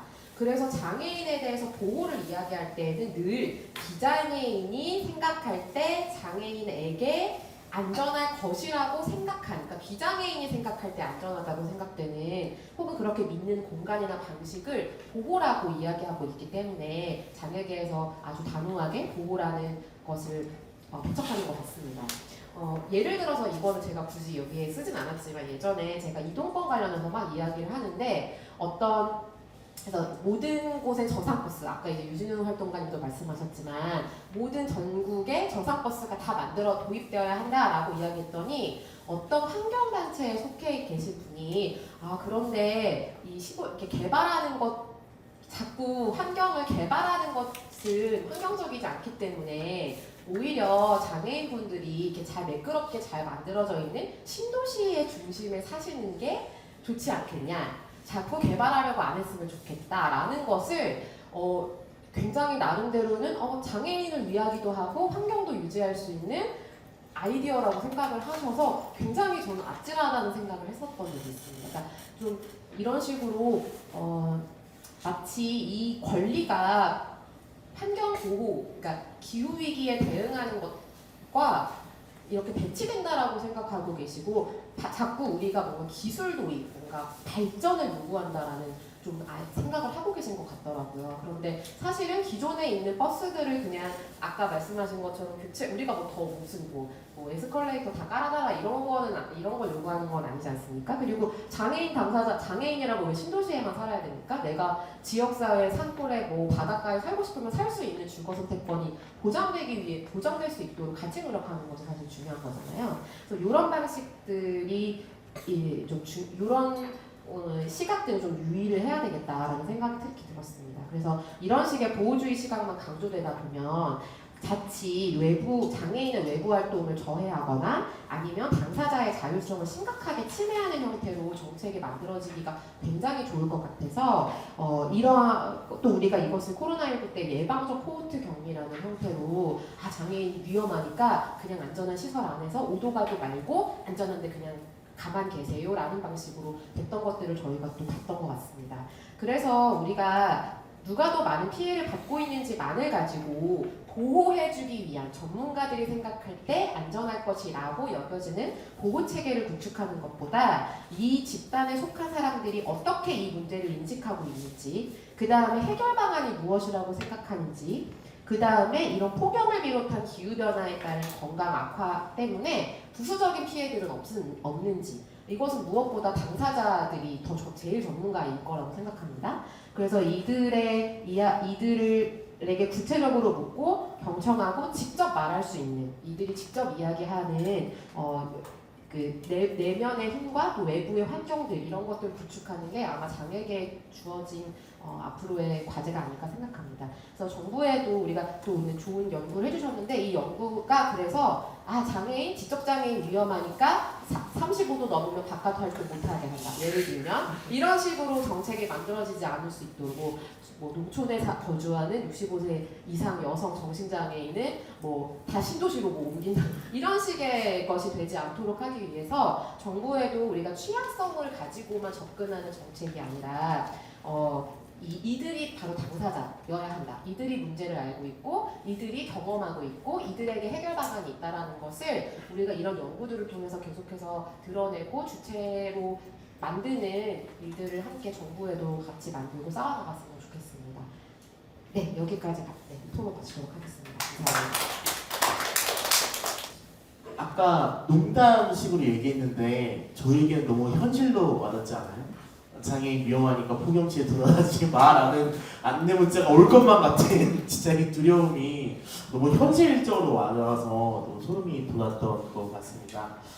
이 기후위기에 맞서서 저희가 대응해 나가는 과정에서 이제 보호주의를 어떻게 극복해 나가고 어떻게 이와 대항하는 담론을 만들어갈 수 있을까라는 고민을 했을 때 저는 사실 딱 먼저 생각이 든 게 장애여성 공감이었어요. 장애여성 공감이 이제 기후정의 동맹과 함께 하면서 이제 N개의 기후정의 선언 이런 이제 선언문도 내고 그 도민 속에서 이제 아까 보호와 마찬가지로 이제 잘못 쓰이고 있는 이 돌봄이란 키워드를 어떻게 하면 장애인 당사자들이, 장애 여성들이 오히려 우리의 담론으로 가져올 것인가에 대한 고민을 깊게 해주셨다고 생각을 해서 다음 발언으로 장애여성 공감의 조경민 활동가의 발언 듣도록 하겠습니다. 발언 너무 집회 현장에서 사회를 보니까 네네네. 이게 발언이라고 말하는 게 습관화거든요. 네, 안녕하세요. 소개받은 장애여성 공감 조경이라고 합니다. 반갑습니다. 네. 앞서 주성님이 소개해 주셨듯이 장애여성 공감은 기후정의 동맹이라는 연대 활동을 재작년부터 조금 본격적으로 활동을 좀 시작하고 있는데요. N개 기후정의 선언문을 하기까지 저희가 장애 여성의 삶과 일상이 지금 살고 있는 기후위기 시대에 어떻게 연결이 되고 있을까 좀 고민을 이제 막 하고 있는 시기인 것 같아요. 그 과정에서 지금 장애인의 건강권과 이런 기후위기 시대에 이런 고민하는 연구가 있어서 좀 반가웠다는 말씀 드리면서 공감해서 좀 고민하고 있는 것들 조금 같이 이야기하려고 합니다. 네. 앞서 계속 또 얘기해 주셨는데 사실 저희가 최근 몇 년에 되게 기록적인 폭염이나 폭우 상황들을 계속 마주하면서 이게 기후위기가 정말 기후재난이구나 라는 것들을 되게 좀 체감하고 있는 것 같은데요. 그리고 아까 주성님이 얘기하셨듯이 신림동의 발달장애인 일가족이 폭우로 인해서 이제 사망했던 그런 참사들도 있었고 발제문에 이제 연구 결과에서 얘기해 주셨듯이 장애인은 어쨌든 이런 폭염 등과 같은 재난 상황에서 더 취약한 상황에 놓이는 것은 어쩌면 사실인 것 같아요. 그러나 저희가 좀 항상 긴장해야 되는 지점 중에 하나가 이런 취약성만을 좀 강조하게 될 때 폭염 등과 같이 재난이 발생하는 구조와 맥락들이 잘 보이지 않기 때문에 그런 위험성으로서 그런 취약성만이 아니라 왜 이렇게 취약할 수밖에 없을까라는 좀 질문을 하면서 좀 공감도 진행하고 있는데요. 실제로 기후위기의 피해들이 이제 장애나 빈곤이나 주거 이런 다양한 사회 요인들에 대한 위치들이 같이 교차하면서 가중된다는 것은 유엔 환경 프로그램의 이제 격차 보고서에서도 언급하고 지적하고 있는 부분 중에 하나인데요. 그리고 가장 저희가 기후위기로 가장 느꼈던 것 중에 하나가 저희가 메르스와 이제 코로나 시기를 또 거치기도 했잖아요. 그런 전염병 재난 시기에 단순히 환경만의 문제가 아니라 이런 돌봄과 주거, 노동, 그리고 의료보건이라든지 전반적인 연쇄적인 그런 위기들을 좀 마주하면서 기후정의 운동이 기후기가 단지 환경정책 방향의 하나가 아니라 좀 불평등한 체제의 문제로 기후정의 관점으로 확장시켰던 점이 저는 좀 중요했던 것 같습니다. 이런 관점에서 폭염과 같은 기후위기가 발생한 원인이 이러한 현 체제가 어떠한 영향 속에서 문제를 촉발시키는지 저희 현장의 경험에서 조금 연결해서 이야기를 좀 이어서 해보려고 합니다.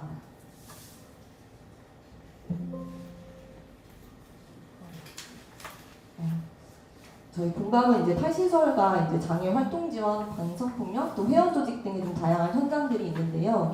저희가 코로나 사실 이전에 메르스 사태가 되게 크기도 했었잖아요. 그 시기에 되게 돌봄의 문제가 저희가 좀 심각했던 것들을 좀 체감했었는데 메르스 당시에 이제 노모와 동거하던 이제 주 3회 투석 치료를 받아야 하는 장애 여성분이 자가격리 대상자가 되었을 때나 혼자 사는 분이 활동지원을 거부로 이제 돌봄이 중단되었을 때 저희가 정부나 이런 곳에서 그런 대응들을 요구했을 때 그런 재난감염 지원 시스템을 되게 부재했고 이 과정에서 저희가 같이 장출연과 투쟁을 했던 과정이 있는데 지금까지도 사실 그런 시스템이 부재한 것들을 확인을 했었고요. 그 상황에서 코로나 시기를 좀 맞이하면서 아마 가장 첫 사망자가 발생했던 곳 기억나시죠? 청도 대남병원. 네, 청도 대남병원에 이제 국가 그 정신장애 요양 집단시설이었던 국가의 대응은 코호트 격리였습니다. 같은 해에 공감이 탈시설 지원했던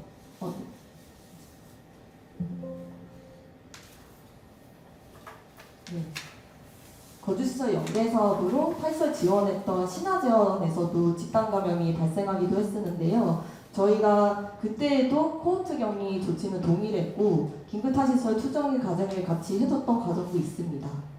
이처럼 국가가 메르스를 겪고 나서도 코로나 시기에도 장애인 활동지원 제도에서 돌봄 공백 매뉴얼은 여전히 부재했고 사실 원래 활동지원 제도 같은 경우는 공공의 돌봄에 같이 해야 되는 역할이기 때문에 가족이 지원하지 않는 것이 원칙인데 한시적으로 가족 돌봄을 허용하면서 가족이 돌봄의 공백을 이끄는 것들을 마주했습니다. 이 당시에 이제 사회서비스원이 공공성을 목표로 좀 출범되기도 했었는데요. 당시에 사회서비스원은 예산 사건과 인력 부족 등으로 일부 확진자의 긴급 돌봄만을 지원할 수밖에 없는 현실이었습니다. 기존의 활동지원사와 가족의 밖에 좀 매달릴 수밖에 없는 관계가 없고 정말 아무런 대안이 없었는데요. 그런 것들의 정부가 이야기하는 거는 예산 문제를 들면서 이야기했던 것이죠. 그리고 이런 상황들뿐만 아니라 공감은 장애여성 회원분들이 또 오고 가기도 하는데 이 시기에 어쨌든 일상적으로 갈 수 있는 복지관이나 작업장 이런 것들이 이제 다 닫히게 되니까 갈 수 없는 곳간이 없는 것이에요. 그래서 이제 내가 다른 관계를 찾기 위해서 나갈 수 있잖아요. 그런 나가는 시도들이 위험하다면서 이제 일상적으로 다시 통제가 다시 너무 다 용인이 되고 정작 근데 코로나가 왜 위험한지 그러면 마스크를 왜 써야 되는지 이런 정보들은 되게 부재했다는 것을 저희가 회원분들의 경험에서도 많이 느꼈습니다. 그래서 코로나 시기에 매우 심심하다 이런 얘기 좀 많이 하시기도 했는데요. 이런 심심하다는 말에 좀 드리워진 일상의 관계의 단절, 정해진 자리에만 있으라고 하는 것은 결국 보호주의가 작동하는 것이고 이런 상황에서 사회적 소수자들은 더 사회 밖으로 내몰릴 수밖에 없는 현실이었습니다.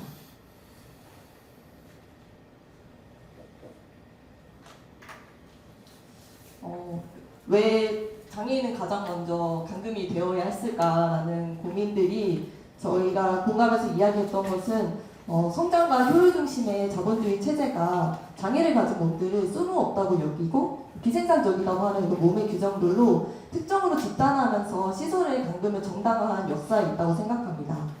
그리고 이런 자본주의 체제가 시설사회가 만나서 재난에 취약하기 때문에 더 보호가 필요하다라는 이제 격리와 배제를 강화시킨 것이죠. 근데 이런 문제가 되게 가시화되지 않는 이유 중에 하나는 이미 사회에서 이런 이윤에 도움이 되지 않는 돌봄이 필요한 몸들에 대해서 되게 저가치화되고 그리고 이게 보호주의와 같이 작동하면서 그 권력을 유지하는 것이기 때문에 이 차별이 더 미화되었다고 생각하고요. 이런 사회가 같이 공모하면서 알아서 돌보고 알아서 살아남으려고 이런 돌봄의 책임들을 가족과 시설에게 넘겼던 것이 기후재난의 불평등의 문제를 더 가중시켰다고 생각합니다. 그러나 누군가의 돌봄과 재생산과 노동에 기댔던 것들이 더 현재의 체제의 문제가 돌봄의 위기로 이어졌다는 것은 간과한 것이죠. 연구에서 좀 중요하게 봤던 결과 중에 하나가 장애인의 경우에 어쨌든 폭염으로 인해서 의료비 부담이 더 크고 농촌 거주자가 더 높은 위험을 보이면서 그 소득에 따라 그 위험이 증가한다는 부분이 좀 의미 있게 느꼈던 중에 하나는 사실 건강권의 문제가 이런 의료 접근성이나 소득 문제 등 계급 문제와 뗄래야 뗄 수 없다는 사실인데요. 왜냐하면 권력과 자원의 배분 자체가 평등하지 않기 때문입니다. 그리고 더 빠른 재난 문자를 보내거나 폭염 예방 키트 이런 것들이 과연 실효성이 있을까라는 고민에 매우 좀 공감도 하는데요. 공감에 이제 저희 장여성 활동과 비장여성 활동이 같이 활동하는데 제가 좀 내부 세미나를 좀 진행하면서 내 삶과 기후위가 어떻게 연결될까 이런 세미나를 진행한 적이 있어요. 그때 공감 활동 전에 다른 일을 하던 장여성분이 홍수 상황으로 이제 집이 잠기거나 이제 출근을 하지 못하는 상황들이 있어서 이제 개인이 이제 노력해서 이제 협상해서 통화하고 이제 못 가는 상황을 계속 설명해야 했던 그런 상황들에 대해서 좀 문제의식을 좀 나누기도 했었고 그리고 저희가 작년에 재난 대피 문제가 되게 오보로 크게 났던 적이 있었잖아요. 그 시기에 이런 개인이 감당이었던 것들이 계속 있었기 때문에 정말 그런 문자가 왔을 때 내가 아무것도 할 수 없구나라는 좀 무력감을 많이 느꼈다고 이야기도 하셨습니다. 그리고 신화재원은 아까 얘기했듯이 집단 감염 당시에 그 당사자분들과 저희가 소통하면서 좀 이야기했던 것은 내가 왜 격리된지 모른 채 그냥 가만히 있으라니까 감기인 줄 알았다 라고 표현하시기도 했었고요. 그리고 공감 활동위원 중에는 어쨌든 활동 지원을 같이 이용하는 활동가들도 같이 있는데 기후재난 시에 아까 대응 매뉴얼이 계속 부재한 상황이었잖아요. 그런 돌봄의 문제가 계속 개인에게 책임져야 되는 문제들을 짚기도 했습니다. 그래서 이 돌봄의 위기가 되게 공감에서도 되게 중요하구나라는 좀 생각이 들었고 그래서 장애 활동 지원 현장에서 저희가 이용자 모니터링을 좀 진행하기도 했는데요. 거기서 이용자분들이 좀 가장 문제로 뽑았던 중에 하나가 이런 재난 시기에 내가 가장 걱정되고 불안한 이유 중에 하나가 돌봄을 대체할 사람이 없다라는 것이 가장 높게 뽑기도 했습니다. 그러나 지금 사실 서울시가 가장 되게 문제적이잖아요. 그런 돌봄을 넘겼던 책임을 방기하면서 더 좋은 시설로 돌봄 서비스를 제공하겠다는 지금 탈시설 지원 조례를 폐지가 지금 아직도 상정 안건에 올라와 있고 사회 서비스원은 이제 초래가 아예 조례가 아예 가결된 상황인데요. 이 더 효율적인 돌봄으로 돌봄의 문제를 해결한다는 말을 하고 있습니다. 이처럼 돌봄받는 권리가 단순히 내가 돌봄을 받는 것만이 아니라 노동과 주거 그리고 이동하는 삶을 살아가는 권리의 문제한테 연결될 수밖에 없고 주거와 에너지, 이런 교통, 보도과 같은 저희 사회진생상의 필수적인 것들이 기후위기의 직접적인 원인이 되고 있는데요. 폭염에 취약한 주거 환경과 그리고 아플 때 나를 돌볼 수 있고 이런 동료들, 그리고 이동할 수 있는 교통 환경 등과 같이 폭염이 발생하고 있는 그런 구조적인 맥락들을 가리고 있는 것이 저는 가장 크다고 생각합니다. 이게 결국 비용과 효율의 논리가 지금 통하는 체제의 문제인데 그런 식으로 이제 취약하다고 하는 사람들, 의존적이라는 사람들을 되게 특정 인구 집단처럼 구분을 하면서 사실 모든 인간이 살아가기 위해서 저희가 돌봄이 필요하잖아요. 그런 상호전성을 간과한다고 생각합니다. 그래서 이런 모든 인간의 보편적인 권리로서 건강공 또한 일상에서 나와 좀 서로들을 돌봄 관리에 연결해서 안전에 대한 의료적 지원과 공공성을 말하고 싶은데요.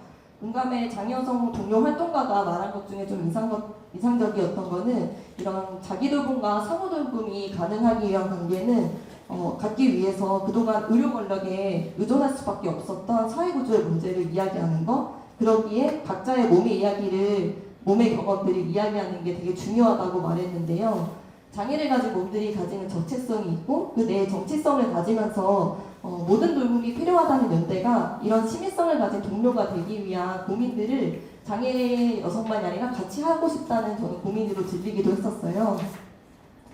그리고 사실 지금의 건강권에 대한 논리가 시민건강연구소에서 언급했듯이 이런 노동 생산성을 절대 기준으로 삼으면서 체제의 공고하에 복무하면서 이러한 기준에 부답하지 않는, 그러니까 건강하지 않고 쓸모없는 이런 몸으로 분류되었던 그동안 환자나 장애인, 노약자, 이런 노인으로 여성들이 그런 사회적 소수자에 대한 차별과 배제를 정당화하는 억압적 패러다임으로 같이 작용해왔다는 것들이 중요한데, 그랬을 때 이런 장애나 성별 성적 지향이나 인종들이나 이런 다양한 몸의 경험들이 어떠한 차별과 불평등으로부터 기인한 것인지 질문을 한번 해보고 싶습니다.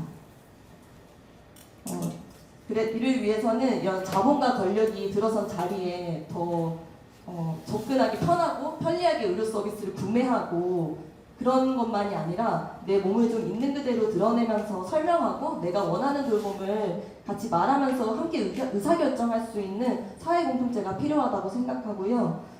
이런 서로 돌봄은 존엄한 삶을 상상하지 못하는 좀 돌봄 정책의 문제를 같이 제기하면서 기후재난의 문제도 이야기하면 좋겠다는 생각으로 좀 이야기 마무리하겠습니다.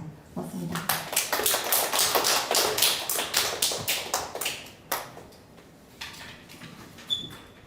네, 조명미 활동가의 발제까지 쭉 들으면서 오늘 이제 발제자랑 토론자들의 준비된 사실은 이제 발제는 다 마무리하였고요. 이제 오늘 되게 많은 분들이 와주셨는데 여기 계신 분들의 어떤 질문이나 이제 오늘 얘기 들으면서 생각나는 어떤 이야기들이 있으면 함께 나눠주시면 좋을 것 같은데요. 저희가 사전에 그 구글 문서로 신청을 받았잖아요.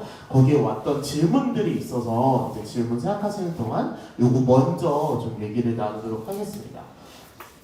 제가 아마 요 홍보 문구에 에코에이블리즘이라는 표현을 써서 그런 것 같은데요. 그래서 에코에이블리즘의 사례와 대한 극복 방안이 무엇인지 묻는 온라인상의 질문이 있었는데요. 사실 요거 관련돼서는 그 비마이너에도 한번 기사를 쓰였었고 또 국제광주 인권포럼에서도 한번 발제를 하셨던 최한별 사원장님께 한번 좀 요청해서 급하게 펜을 부여잡고 네, 한번 말씀해 주시면 어떨까요? 예전의 기억이라서 이제 네. 그 말이. 아 진짜요?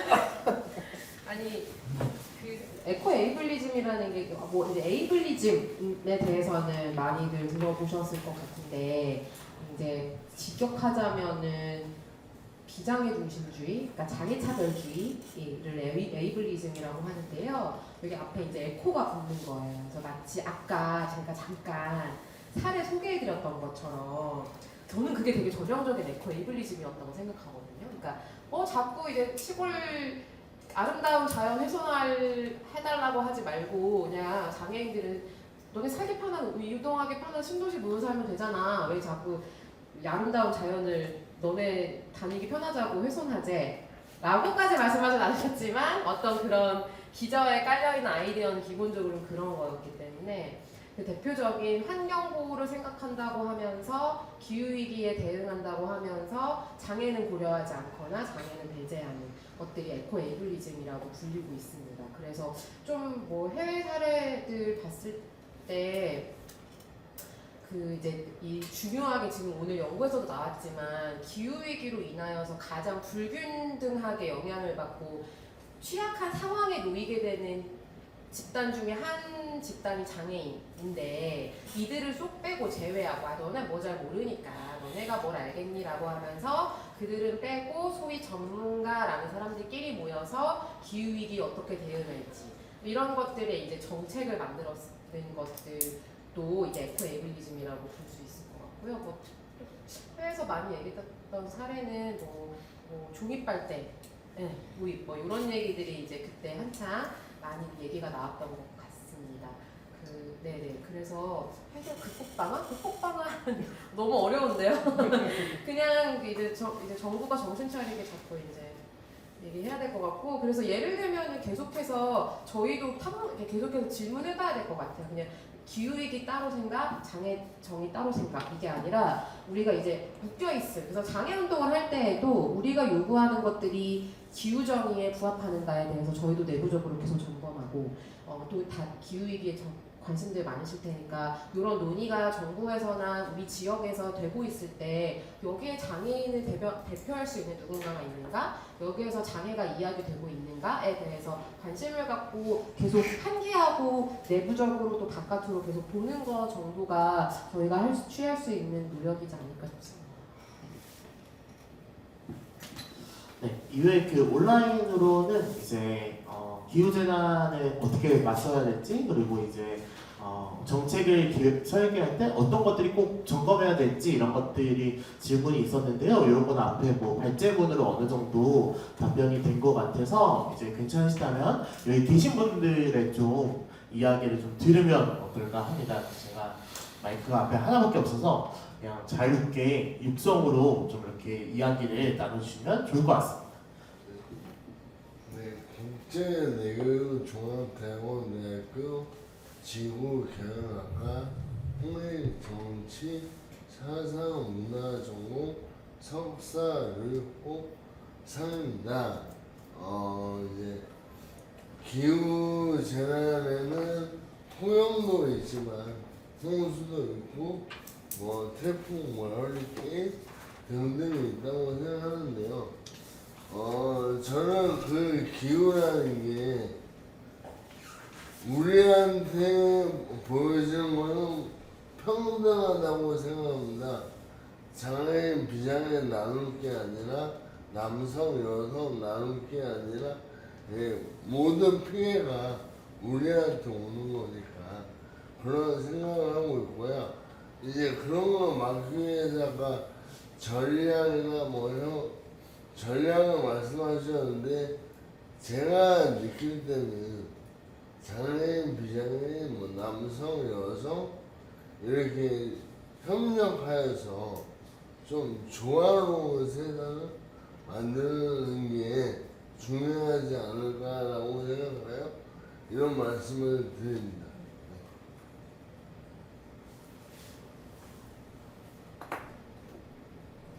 이렇게 류호상님께서 네, 이제 이렇게 어떤 협력과 조화에 대해서 앞으로 해나가자는 말씀을 해주셨고, 그래서 저도 당연히 동의가 되고, 근데 이런 이제 장애 유형별 혹은 이제 뭐 젠더, 그러니까 이제 남성, 여성도 어떻게 보면 이제 젠더를 어떻게 우리가 인지하느냐 이런 것들이 아까 전에 한별동지가 말씀해주신 그런 차별의 어떤 입체적인 지형들을 잘 보여주는 것 같아서 이런 점들을 잘 고려하면서 저희도 함께 해나가면 좋지 않을까라는 생각이 드는 것 같습니다.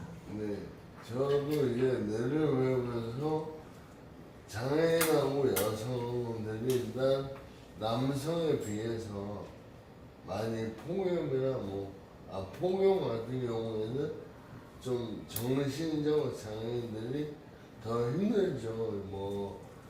내교에서 말하기로는 이제 시냅스 같은 것들이 행동이 느려지기 때문에 이상한 생각을 하고 또 다른 영역을 생각하는데 그렇게 생각하게 되면은 지적 장애나 자폐성 장애인들을 더 힘들게 하는 게 있습니다. 그래서 그 점을 보완하려면 아까도 말씀하셨다시피 24시간 활동 보조를 말씀해 주셨는데요. 그 부분이 돼야죠. 돼야 되는데 이제 그 부분이 되려면 우리도 협력하면서 이제 한다는 게 중요하고요. 제가 느꼈을 때는 지금 이동건 투쟁 운동을 하고 있는데 그 부분에 대해서도 이제 홍수가 나면은 더 피해가 더 많아질 거라 느껴가지고 그 정도 협상 과정에서 이제 그 점을 좀 줄 테니까 이제 24시간 활동 보조를 해달라고 하던데요. 그렇게 하면은 좀 이게 비장애인도 감정 있는 동물이고 정서가 있는 동물이기에 장애인의 그런 말을 좀 이제 포용적으로 생각하지 않을까 저는 이렇게 생각하고 있습니다. 친해? 아니 질문 아니 코멘트 주신 것 같아요. 네, 질문 저는 질문이 있어요. 네. 아니야 저는 그 시냅스 같은 얘기 해주셨는데 이런 연구 결과를 해석하는 과정에서 뭔가 의료자분이나 그러니까 이제 위원장님은 이제 본문을 다 뜯어보고 싶다라고 하셨는데 이렇게 어떤 질환과 유형들의 어떤 상관관계가 있을 것 같다 이런 좀 얘기들이 있었나요? 사실 유형에 따라서 조금 다르긴 했지만 그러니까 정신장애인분들이 그러니까 F코드라고 하죠. 방문 원인이 정신질환이었던 경우의 위험도 당연히 높은데 생각보다 많이 따라왔던 게 비뇨생식기계 질환이었거든요. 그래서 아마 비뇨랑 생식기계를 묶어서 보긴 했어서 해석이 조금 어렵긴 했는데 아마 생식기계 쪽은 다른 동반 기형이 좀 묶이지 않았을까 라고 생각을 하고 비뇨기계는 그러니까 위험이 높아질 것 같은 질환군인 것 같거든요. 그래서 이게 되게 두드러지게 많이 나왔어서 신체 장애인 쪽에서도 많이 나왔고 아마 뭔가 이런 일련의 생리작용을 해결하는 데 있어서 어려움이 있거나 폭염 자체에 원래 비뇨기계 질환들이 위험하기도 해서 이게 좀 가중이 되지 않았나 싶었고요. 그래서 제가 마이크를 잡은 김에 아까 너무 네 분 동지분들 말씀해주신 게 너무 다 인상 깊었었는데 제가 신체장애인 분석 결과를 여기서 주로 다루진 않았지만 거기서는 장애 여성분들이 장애 남성분들보다 위험이 일관되게 높게 나왔어요. 그게 비장애인으로 났을 때는 차이가 굉장히 미비하고 다른 연구에서도 성별 격차가 그렇게 두드러지지 않고 그러니까 통일성이었거든요. 어떤 연구에서는 남성이 높게 나오고 어떤 연구는 여성이 높게 나오는데 이게 또 정신장애인에서도 안 두드러지는데 신체장애인에서는 이상하게 장애 여성이 장애 남성보다 3배 이상 높게 나와 버려서 이걸 어떻게 해석을 해야 되나 해서 논문을 쓸 당시에는 장애 자체가 하나의 배리어고 거기서 여성이 하나의 배리어가 합쳐지면서 이게 확 증폭이 되지 않았나로 저는 기술을 하긴 했는데 그 결과를 좀 공유를 드리고 싶었었고 논문을 쓰면서 이게 그래도 그러니까 저는 언어가 굉장히 사회성이 있기 때문에 제가 이 발표장에서 제가 빚는 하나의 단어, 이 논문에 써지는 하나의 단어가 굉장히 조심스러운데 그래도 한국어는 제가 제 모국어니까 어느 정도 이 민감도가 있잖아요. 뭐 함부로 장애인의 반대말로 정상인, 일반인 이런 말을 쓰면 안 된다는 걸 제가 알고 장애 여성과 여성 장애가 어떤 다른 뜻을 갖고 있는지 이런 거를 저는 한국어는 아는데 이게 영어로 가니까 너무 모르겠는 거예요. 논문을 영어로 쓰는데 그래서 그 부분에서 굉장히 어려움이 있었는데 이제 그쪽 편집자분들이 이제 논문을 봐주시면서 제가 처음에는 취약하다라는 말로 vulnerable이라는 영어 단어를 썼었거든요. 사실 저희도 취약하다라는 말을 여기 오늘 얘기에서도 굉장히 많이 나왔는데 그 단어를 되게 지양하는 단어라고 하더라고요. 오늘 되게 그 언어 말씀해 주실 때 굉장히 인상 깊었었고 그래서 그거를 그냥 고위험으로 차라리 좀 더 이렇게 중립을 유지할 수 있는 단어 표현으로 바꿔라라는 말을 에디터들도 많이 해줬었고 저도 이제 이후에 논문을 쓸 때는 함부로 이게 vulnerable이라는 취약하다는 단어를 사용할 때 있어서 그 단어가 주는 사회적 맥락과 무게를 좀 다시 생각해봤던 계기였어서 이 코멘트를 드리고 싶었습니다. 박진환 선생님 이야기는 듣고 생각나는 게 있는데요. 아까 여성이 3명 정도 많다고 했잖아요. 장애가 많았는데 그거는 일단 남성의 뇌 구조와 여성의 뇌 구조가 다르기 때문에 그래도 작용하는 게 달라지지 않나? 저는 이렇게 생각하고 조언을 드립니다. 그리고 나중에도 박사한테 명함 있으시면 명함을 주시면 감사해요. 혹시 아까 질문 아, 네네. 저 배를 질문하셨구나. 저도 이거 이 발제문만 보고 사실은 선생님 그 연구 전체를 다 보지를 못해가지고 좀 궁금했던 게 있는데요. 여기에서 이제 예를 들어서 그 지적 장애인의 경우에는 남성과 65세 미만 장애인의 위험이 높았고 정신장애인의 경우는 여성과 65세 이상의 위험이 높았다 이렇게 이제 해주셨는데 저는 이게 혹시 집단 내 비율로도 검토가 됐었던 건지 그러니까 예를 들면은 그 비장애인 전체 집단 중에 몇 프로였다면 정신 65세 지적장애 남성 전체 중에 뭐 이런 식으로 그러니까 또 같이 점검이 됐던 건지 약간 궁금했어가지고 왜냐면 한국 제가 이제 뭐 잘 시설 내에 이런 걸 알고 있는 건 아니지만 65세 이상 지적장애나 정신장애를 가진 대부분의 한국의 65세 이상의 분들은 요양원이나 시설에 계실 경우가 굉장히 많고 지역사회에 계시기보다 그래서 시설 내에 있는 경우에는 응급 상황이 발생하더라도 시설 바깥의 응급실로 가는 경우보다 그 안에 있는 그 뭐라고 하죠? 무슨 의사라고요? 촉탁의? 나 그 안에 있는 간호사들이 그냥 처치하고 끝내는 경우도 많다고 들어서 그런 어떤 이렇게 그 위험성에 대해서 보실 때 이런 어떤 인구 집단의 어떤 비율이나 뭐 모르겠다 이거 뭐라고 설명할지 모르겠는데 아무튼 그런 고려도 조금 있으면 좋겠다라는 생각이 들었어요.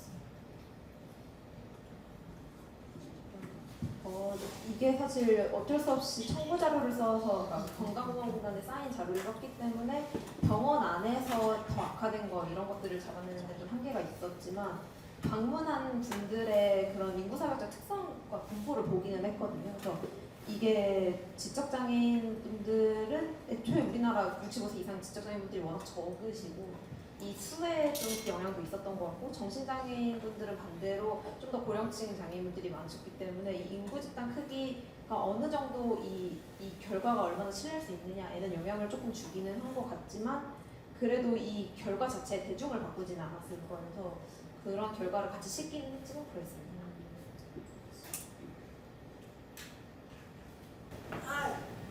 저는 이제 되게 다양한 집단에 오는 활동하고요. 난이야구입니다. 저 누구야 하든지 이번에 오이지 못했지만 여러분들의 말씀들 들으면서 궁금해가지고 좀 저는 되게 더 한다. 좀 전에 차별 활동가님께서 조입할 때도 얘기하는 알고 있는 이야기도 해줄 텐데 저는 평소에 안내부 장애인에서 좀 고민하고 있던 게 우리가 또 당사자를 평소에 만나오면서 좀 구부러질 빨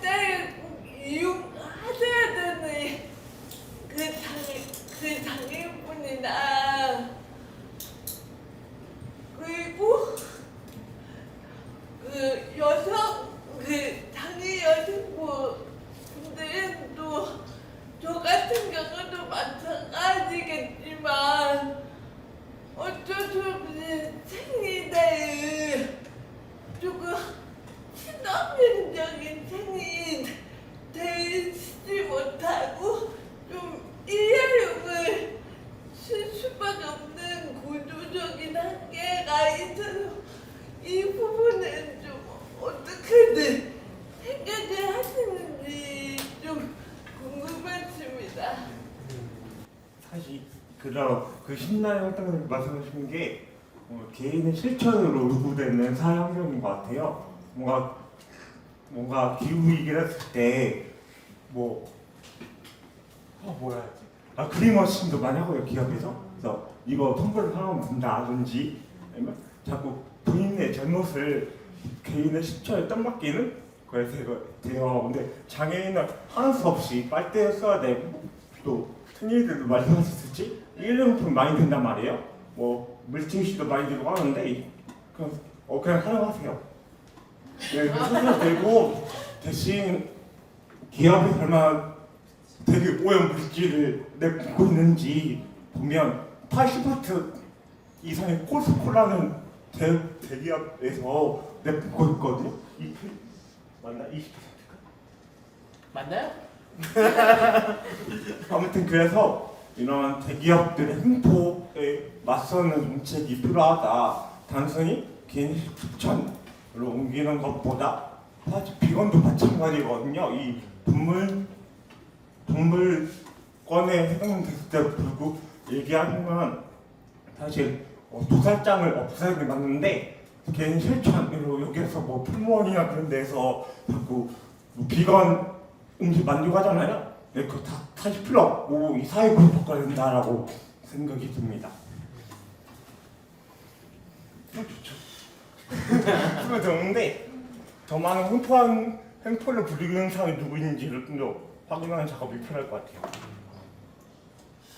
저도 예전에 마포구에 있는 성리산이라고 하는 곳에서 이제 그 성리산을 개발해서 이제 무장의 숲길을 만들겠다라고 마포구청이 진행하려고 했었고, 사실 이제 거기에 대한 공동체를 꾸리고 있는 수많은 주민들이 적극적으로 반대를 했었어요. 근데 그게 단순히 저는 이게 장애인을 위해서 장애 맞춤형으로 하는 거냐, 아니면은 친환경을 위해서 이걸 하지 말아야 되냐의 싸움이 아니라, 그럼 그 논의 테이블에 장애 단체나 장애 당사자를 불렀었느냐.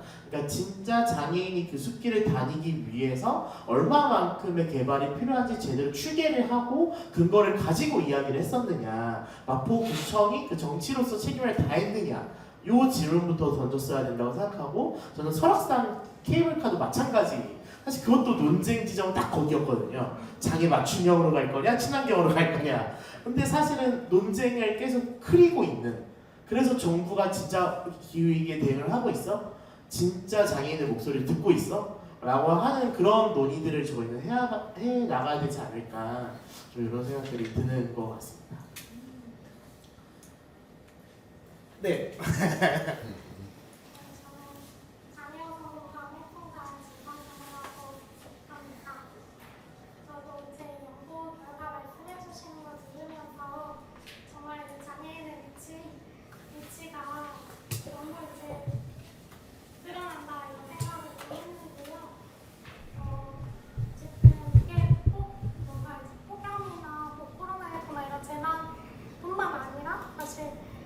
가족이 없거나 제 활동 지원자 갑자기 못 오게 됐을 때 누가 나를 돌보, 누가 나를 위해서 달려올 건가 이렇게 생각을 하면 저는 사실 없거든요. 사실 그게 이제 장애인들이 계속 뭔가 이런 재난이나 이런 어떤 기후위기 시대에서의 위험들을 계속 이제 언제든 죽을 수 있다는 그런 감각들 계속 감당하고 있다고 생각이 들었고, 실제로 이제 코로나 때도 계속 이제 한시적인 어떤 정책들 때문에 뭔가 굉장히 이제 빠르게 이제 돌아가는 상황에서 제대로 된 정보들이나 어떤 것들을 당사자가 이제 이해할 수 없었고, 사실 집이나 어떤 돈이 없으면은 당연히 이제 자기 돌봄이 어려울 수밖에 없는 조치들을 놓이는 건데, 저는 어쨌든 결국 이게 돌봄의 문제라는 생각이 좀 들고, 이게 돌봄이라는 게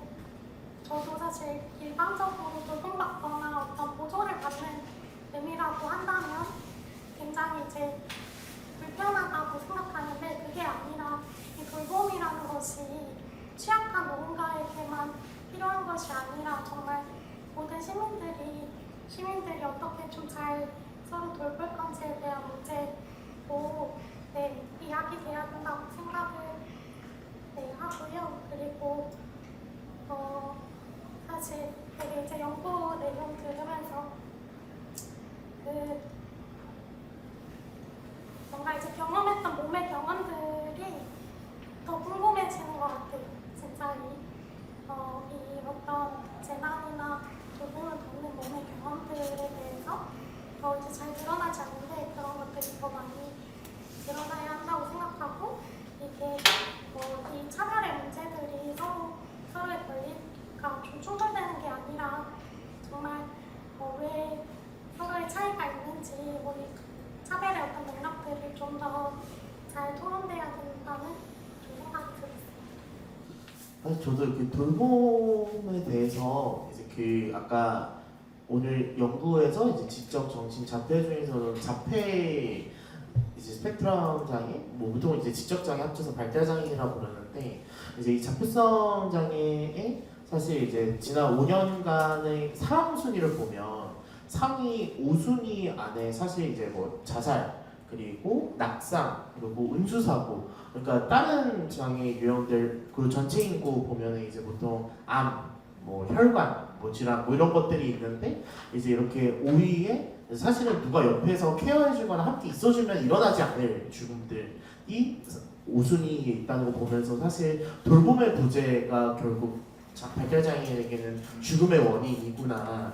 결국 이 돌봄의 부재 문제들을 해결하는 게 되게 중요하겠다라는 생각을 하면서 사실 폭염도 어떻게 보면 폭염 대처 방안 그 뜨거운 햇살을 잠시 피해서 그늘에서 쉬고 주변에서 차가운 거 갖다 주고 물 주고 사실 이런 게 다 돌봄이 사실 일상에서 와닿는 것들인데 그게 안 되니까 폭염에 노출돼서 호흡질환 일어나고 이제 뭐 어떤 탈수 증세들이 나타나고 그러니까 뭐 빈혈생식계도 일어나고 이런 것들이 아닌가 실신되니까 정신질환 나타나고 좀 이런 것들이 아닌가 저도 이런 돌봄의 문제들이 사실 기후위기 시대에 더 많이 얘기될 수밖에 없는 이런 것들이 있지 않나라고 좀 눈물을 보여 좀 생각이 들었던 것 같고요.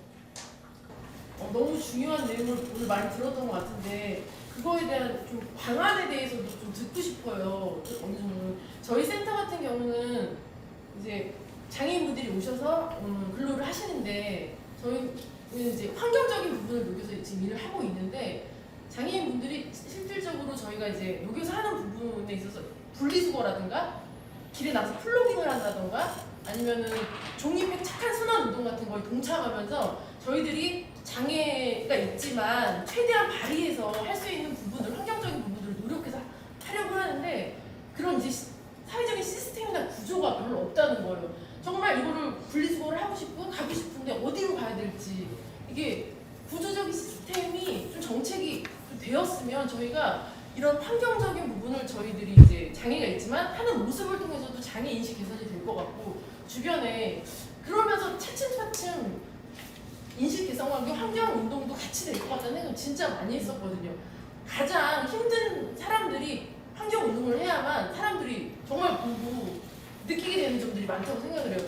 실질적으로 그런 말을 또 들렸고요. 사람들이 감사하다는 말도 했었고 고맙다는 말도 했었고 이런 정책들이 좀 있었으면 좋겠다는 생각이 들고 그리고 박진아 선생님께 묻고 싶은 거는 이런 중요한 연구를 하셨는데 이 연구에 있어서 마지막에 혹시 도출되었던 어떤 대안이나 방안 같은 거는 어떤 걸 보셨는지 좀 궁금해요.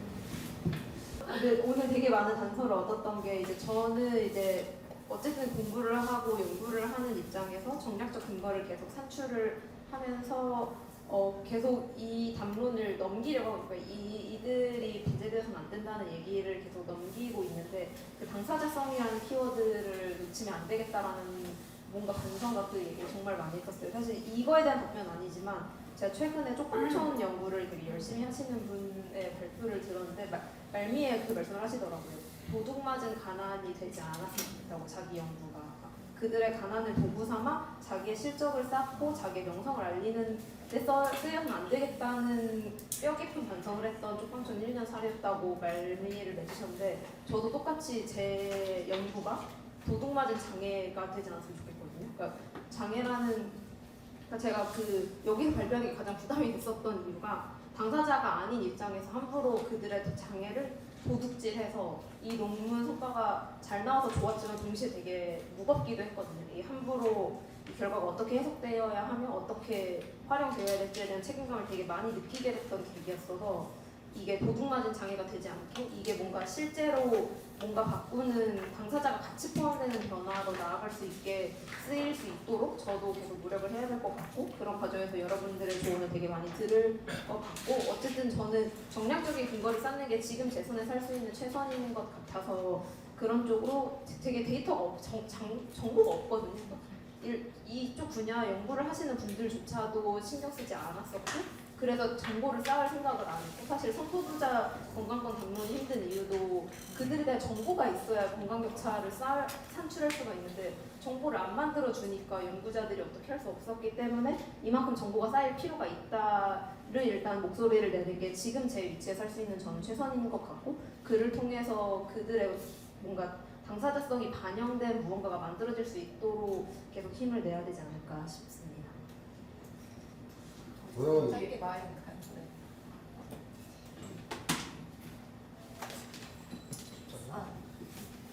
네. 네.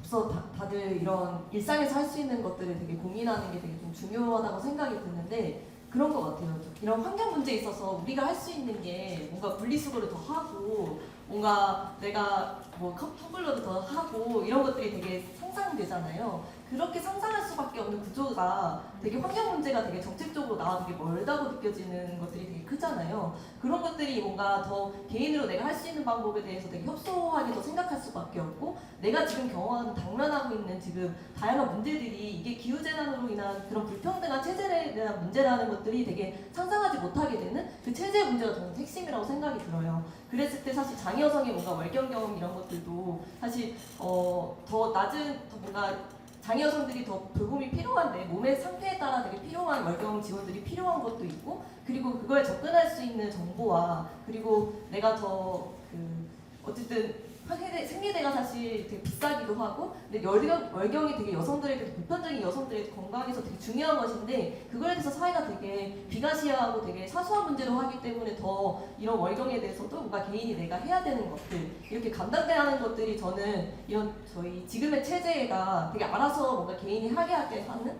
그런 구조적인 문제의 좀 한계라고 생각이 들고요. 그런 한계들은 저는 결국 공감에서도 우리가 그러면 뭐 빨대를 더 이렇게 종이 빨대로 하고 막 이런 것들이 아니라 지금 우리가 투쟁으로 이야기하는 것들이 왜 이런 불평등한 구조 속에서 같이 왜 영향이 될까 이런 걸로 좀 많이 좀 했던 것 같은데 그런 얘기들을 좀 더 저희가 더 많이 이게 당장 모두에게 다 자유롭지 않잖아요. 기후위기 문제가. 그랬을 때 이게 장애만의 문제가 아니라 다 연결해서 하기 때문에 그래서 저는 더 각각의 영역들이 더 연결되는 좀 그런 경험들을 더 많이 이야기하면 좋겠고 그렇게 협소하게 상상하게 만드는 그런 환경 정책들이 저는 정부에서 계속 아까 그린워싱을 하는 것들에 저희의 그 체제가 되게 뿌리 깊게 자리 잡았기 때문이라고 생각이 듭니다.